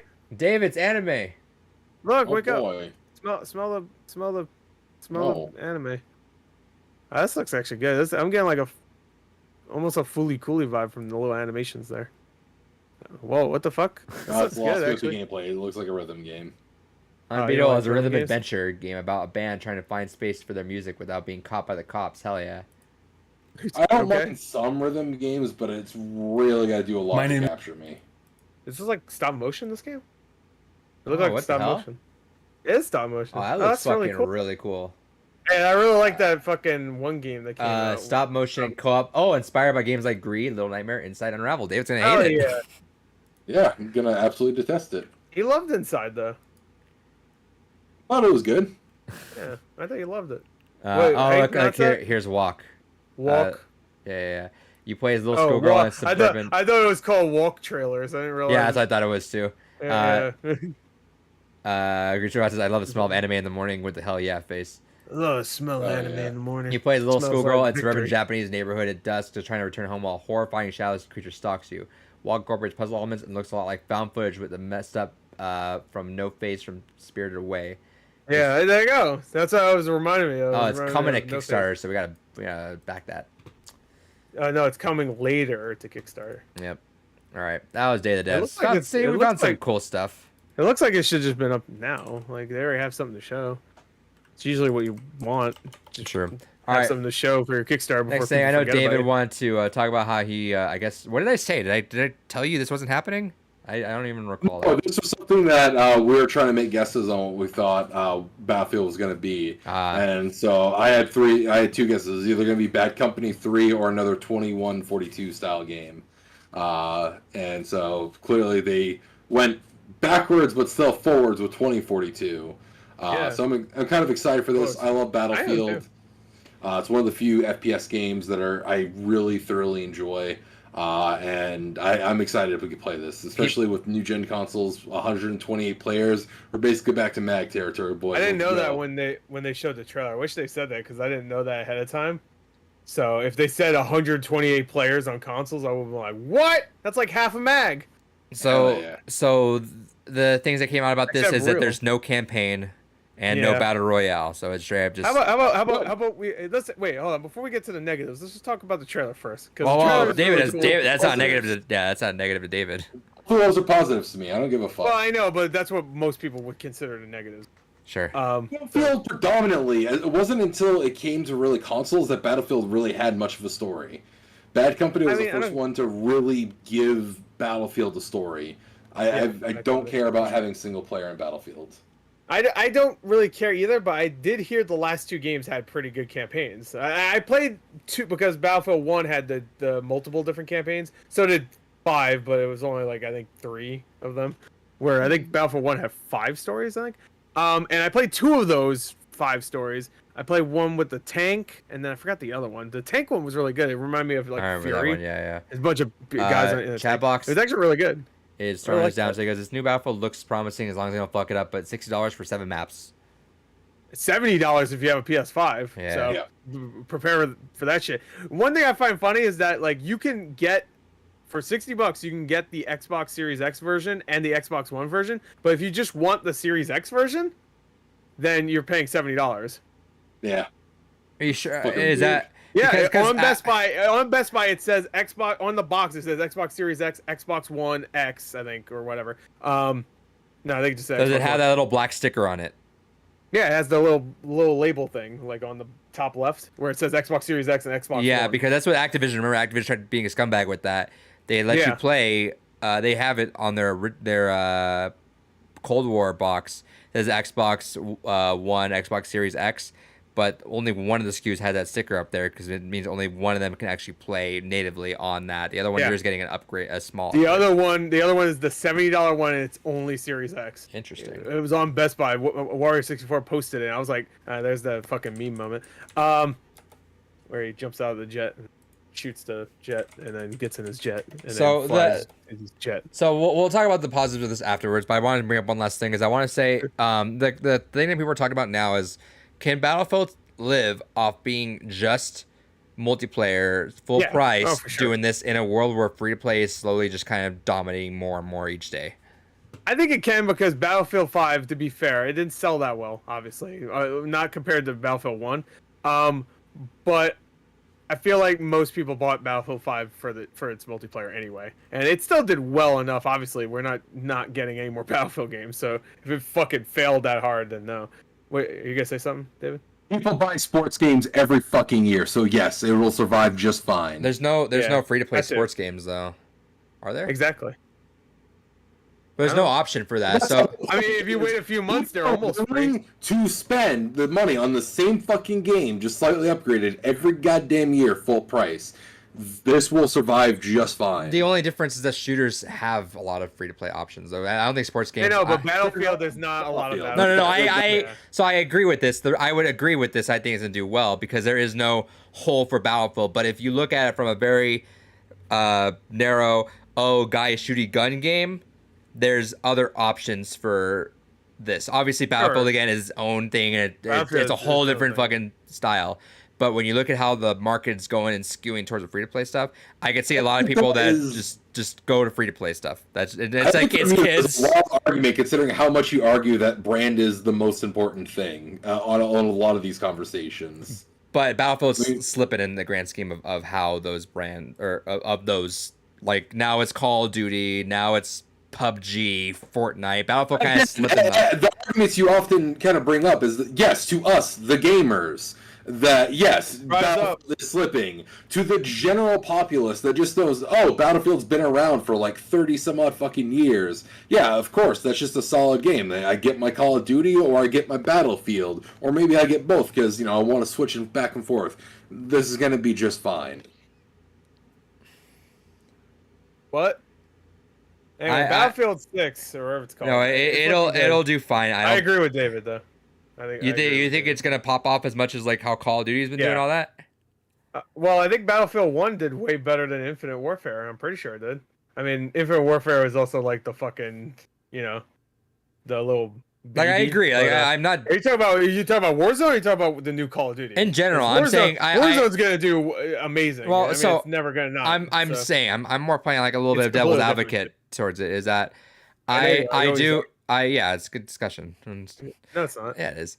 It makes for a long. It's only good discussion if you're actually passionate about it. Otherwise, it's just why fucking have the conversation? Yeah, I don't want to see a fucking podcast as everyone's just I agree and then moving on. Fuck that. Well, I don't want to hear a podcast. That's not our podcast anyways. And two, I would rather have a conversation when there's a passion to it, because going back to like last week, you know, when we had our fucking games gone by on 999. By the way, go check that out. A fun episode, we'll say. Yeah, you know, fun. But no, like that's for me personally, at least. I would much rather have I want like a genuine conversation where you can tell that there's a passion, there's a clear divisive opinion being had. When it's just being a pedantic, well, yeah, but what about this? It's boring, because it's like, well, you're only bringing it up just to add to the. You're not really adding because you care about it, and it's less of a passion. Oh, this is how I feel, and more like, well, I mean, there's this opinion. I mean, if we want to have that kind of side, then yeah, that's where we would want to bring someone else's opinion, either from the chat or maybe a guest to bring that up. But otherwise, if it's not coming from someone that's actually passionate about it, who fucking cares? Yeah, we all agree. We're on the same page. We move on. It's like Chrono Trigger. We all agree. Chrono Trigger, great fucking game. Like, we still get a lot of content because there's still a genuine passion coming from where the conversation's coming from. That podcast is like one of our shorter ones, I think, in general. This one? No, Chrono Trigger, I think, was like 46 minutes, I think. Even it's our shortest one, or Mega Man X Street Fighter. I bet we talked about the fucking game though, which even 999, I'm like, we didn't talk about like half the shit I wanted to talk about. It's like we just talked about how, like, doesn't make sense, time loop, blah, I hate it. Yeah, I'm upset. I don't like.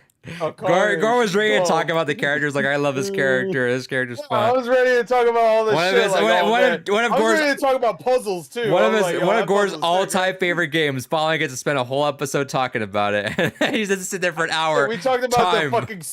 Can I just bring up a fact that we talked about the story of fucking Earth Defense Force more than we talked about the story of 999? Yeah. Yeah. No, what the fuck was that? Because I can make points for otherwise too. I can totally see those sides too. I can see the fact that Battlefield it's taking an extra year off.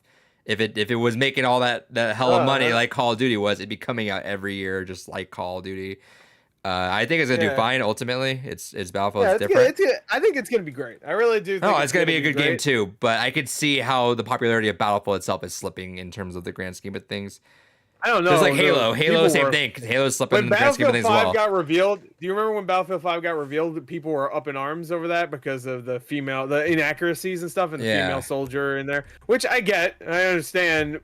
Not from like, oh, there's a female, but because of inaccuracy. Because of the female, because holy fuck, Battlefield has always been about out of W2. Yeah, that's and like she had like a prosthetic arm or something, which was like, all right. I mean, like I don't care, because when you're playing the game, like, it's just a game. You're not even going to notice female soldiers. You're going to shoot them and fucking go on to the next thing. But I get it for the trailer, to be upset at the trailer. Like, in the game, it didn't matter. The game had way more problems than just female soldiers, that's for sure. Like, yeah, first of all, there was like zero content in that game when it first came out. It's looking like this. It had the campaign, but there was one missing. Like, and it didn't even have a training mode. I remember that. Training mode wasn't even in until like a week later or something. Now that says about, again, with this game though, is if we're in 6 maps and you're paying $70, $60 for that, that's no content. I know, but like, well, I don't agree, because we don't know everything that's in it yet. So let's say, so if they have only 6 maps though, is this going to be a big problem? It matters on how big the maps are, because I know previous gen games are, I don't know how that's gonna work. Supposedly the maps are smaller in previous gen, and I'm assuming you could cross-play with people on next gen consoles. So how the fuck is that gonna work? How are they small? Did you read that? Like, I forgot. I think you can cross-play, because there's a whole divide of how many players you can even have across both consoles. So you can't. There's no way they're cross-playing. Yeah, because PS4 to PS5, they wouldn't 64. Well, but there's a lot of crossplay with PS5 games that are also on PS4 right now, I'm assuming, right? Like, yeah, but I'm sure Guilty Gear. Last gen versions have less players that they can have on the map. So unless you're going to be playing a next gen version and purposely being thrown into a gimped player size, there's no way they have crossplay between them. I didn't realize they had less players. Yeah, the last gen versions only have a max of 64 players. So it's actually going to be kind of shitty to get a next gen one right now, because, like, I mean, people have it, obviously. They have the consoles, but, like, it's going to be way less than what... Well, you'll crossplay with PC. I don't want to do that though. They're gonna fucking be way better than me. What the fuck? Why would I want to do that? I don't want to cross-play PC ever. Never ever. Even Chivalry. I was playing Chivalry earlier, and people are like fucking super quick, and I'm like, they're all on PC. I'm fucking using this controller. I'm like, ugh, like a fucking robot. Like, that game doesn't matter, so it doesn't really upset me. But I'm sorry. Go ahead. Unless it's a fighting game, nothing should be fighting crossplay between console and PC. Just fighting game and like I don't know, maybe like an action, maybe an MMO would be fine, maybe. Yeah, MMO fine, yeah, because that's cooperative. Like Final Fantasy 14 would be 14, fine. yeah, because that's crossplay between them, and that's works I guess well. Black Desert, if that has it, I don't know. I don't know if that has crossplay, but it doesn't. Okay. Anyway, it's on Xbox, I do want to also mention I was looking at this. Neither great. Neither like Xbox Series or Xbox One discs have the sticker in there, so we don't know if this could be a situation like Activision with Call of Duty, where you're only getting the slightly upgraded version with the $60 version, or if you're not getting the actual next gen version with the $70 one. Right, I get you. So we don't know. A couple of things in chat. Chat box says Battlefield 4 still has a big community. He says, I play a lot of Apex. We should play that, actually. Yeah, I'm down. He's like, I don't know, I play a lot of Apex. Going against controller players is frustrating. Aim assist is insane on that game. Yeah, so I actually had to turn it off because actually that's why Overwatch is not doing it. So people are finding that controllers are actually doing better because of the aim assist on, and they're fucking over the PC people. So it was actually a big praise towards Overwatch by PC people because they were upset that they were thinking controller aim assist would be But on. then now you take the aim assist off, and now now it's harder. So someone's gonna get fucked. People are fucked. Someone's gonna get fucked. There should still be not auto aim, but like aim assist, but just like very, very, very turned down. Besides just off.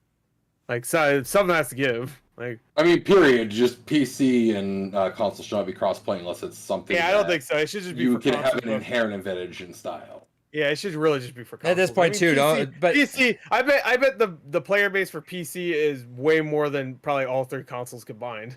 But for Overwatch and Battlefield, I'm sure. At this point too, yeah, no, because queue times on PC. So they don't need crossplay. Actually, I'm sure they prefer if there's no crossplay because they can play with people that are actually, up to their skill level, I guess, or whatever. Yeah. So they don't get matched with some scrub that just got it for fucking like $10 at GameStop on their Xbox. And they're like, what the fuck? I'm doing my placements. I'm playing with this jerk off. Anyway, console peasants. All right, we'll move on to our very last thing before we're out, and then really quick. Creature Flash says Santa was the goat. Trailer. Wait, which one? He says Santa was the goat. That's for you, Gore. Oh, thank you. Wants to give I don't. What is that Santa from that game that you really liked that you didn't get talked about. 999. Yeah. Okay. I thought we were talking about I thought we were talking about Sakura Santa again. Yeah. Like, yeah. That's the good. All right. Last thing. That was a good character. Last thing we're gonna talk about is we finally got a little more information on the Playdate. I know Dave and I are pretty excited for this thing. I thought this thing was neat. I thought it looked cool too. It's way too expensive though. I wouldn't buy it for the price. Sure. Isn't it like $150 or something? 170, I think. 170 or 180. Yeah. Because I was thinking about it because they look really cool, but then it's like it should have been 100. Like I get the hardware. Cool, you're getting a unique bit of hardware in 24 games. I get that, but like, it's $170. I could buy a Switch with that. I could buy a Switch with that. I could buy a used Switch Lite with that. Yeah, Switch Lite. I can. Switch Lite is still like 200 something. A used one at GameStop is like 170. Yeah, brand new they're $200, and this is like $20 cheaper, so you can find a used or refurbished one. This is a cool novelty, and I'm sure you'll use it and crank it or whatever. Don't you crank it or some shit? Crank it. Yeah, don't you crank it or something? Isn't there a crank thing on it? Some games utilize the side crank. Okay, so you can play fishing games. Maybe I'll get it then. But is there a fishing game? So yeah. Okay, I was about to say if there's no fishing game, what the fuck? The cool thing is they're gonna have open pre-orders and they're never gonna be closed. So they're just gonna continuously open pre-orders and just whenever you get it, you'll get it. So that's a cool way to deter people from just selling them out right away. I don't know. Watch, I'm probably gonna get it. The stand is separate, but I thought this was a kind of cool thing is that you can put it on there. It adds a speaker to it, and you can actually play music from the games, and they'll even like add a little channel on there to it. And so I guess with it too, I think a little cute thing they did with it is they also give you it has a little pen holder on top, so you can make it like a little desk stand thing, and it actually comes with its own pen too that they'll send to you. So that was cute. That's cute. Can you play the video? Yeah, let me put the sound on. to your I pocket. like or the Apple aesthetic stereo on that, dock. like the classic Apple aesthetic to that. I think Cool that's kind of Suite is neat. a collection of Yeah. super summer songs. And then Your stereo dock. The only thing I wish is that you could Finally, play your own music from that. fourth, and I this think may that be would be my really favorite cool if you feature could go ahead and just of use the it like a Playdate little stereo dock. Bluetooth speaker. It is also Maybe down the road. a pen holder. That's right. You heard me. I thought And that means, was cute. Of course, that we also had to make our own. That's special. cute. So then Big they old did, pen there. they did bump it up. So it was originally going to be 12 games that came on, and then they bumped it up to 24. Granted, I also think the price also went up a little bit more, too, from last time I remember. But either way, open pre-orders, which is cool. They went through a bunch of the games. Season 1, showing you some of those. One of the cool things that was a takeaway was that I think his name is Lucas Pope, right? The guy who made Oberdin. He's trying to work on a game for the Playdate. It's not working out. He's really just in concept mode. So he said whatever you see right now could not even happen. But it's like he's just really out there trying to make something for it. So that's cool to have. Overall, this is a cool little thing. I'm definitely excited for it. I have been since last year. Same. This has been on my radar since I saw the announcement. I'm excited to get this in my hands. I can see it as being a really cool thing to show people when they want to hang out. It's like, hey, here's a cool little thing that you might think is. Hey, look fun to at play this thing. Cool. Let's play Chivalry. Yeah, let's play Chivalry. Chivalry on this would be fun. You can fucking Yeah, motherfucker. there's yeah, this was his game. Yeah. So there's only 24 right now, but there's gonna be more games later. 24. So and what they do is they release it like 2 per week too. So you're getting just 2 more. So it doesn't just slap all the games right away. Interesting way to do it, but yeah. And then in season 1 they've claimed it. So I mean, I'm assuming you could just like pay something, and in season 2 you'll get or something like that. Overall, it's interesting, and I've been excited. How much for are it. the games gonna be? No, you get the seasons. I guess. Season 1's free. So How much did they say? How much the next? They never said season's gonna anything. Season 2 is not even a thing yet, but I'm assuming Well, they're calling it that I'm since season 2. I'm assuming it's gonna be money. Yeah, that's what I'm assuming too, but we don't know yet. It's gonna be a lot. Probably. Yeah. It's gonna be another 24 games, I assume. It could be Probably 12 not. because remember it was originally 12. I think it will also depend on how much Betty the Boop community over here. picks up on this, because one of the things they did also show off is the ability to make your own games for it as well. Right, and it's so- web-based too. Yeah. So you can literally just make your own whenever you want, which is interesting. I might. But I got Game Builder Garage. Oh yeah. I don't need to do. I play on my Switch. I might dabble in That's that. only honestly. $30. It seems kind of fun to mess around with. So I game might looks get fun. that too. I kind Oh, of. I like this. Like you could crank it, it starts making the music. Mhm. If you crank it harder, it plays the music harder. It's Anyway, a little dick joke for you. overall, super cool stuff. I think. Yo, wacky question marks in the background, girl. Hell I like yeah. it. Hell yeah, you make that wacky ass question mark. Anyway, Anyway, is that the logo for the? that is the Blueberries podcast. Go ahead. We're all done. Next week, we'll figure out our plans. Check on Twitter. We'll figure out. Me and Gore and David will talk about what we want to do for next week. We might make it easier because I think there's not no talking way about we're gonna be able to avoid personally a mega episode next Thursday if we don't piece No, it it's gonna be together a mega somehow. episode. I just, we can cut things out. Why? In the next few days, you'll see that we can cut things out. I By assure you. nature, we just want to talk about everything, though. Watch every conference is a banger. It's like, oh my god, it's too much Everything that we shit. saw in this, we're just like, yeah, that's a thing, and then moved on. Well, I now think we because should we're running wait low on until Saturday. time. I think we should wait until Saturday and see how it is, because that's I good. guarantee you, even if we weren't low on time, we still would have been like, yeah, it's a thing, and moved on. We do that constantly. That's why we shortened down the news stories to begin with, because there was a lot of, all right, maybe this one person is slightly excited about it, and then just moved on from there. He's talking about himself.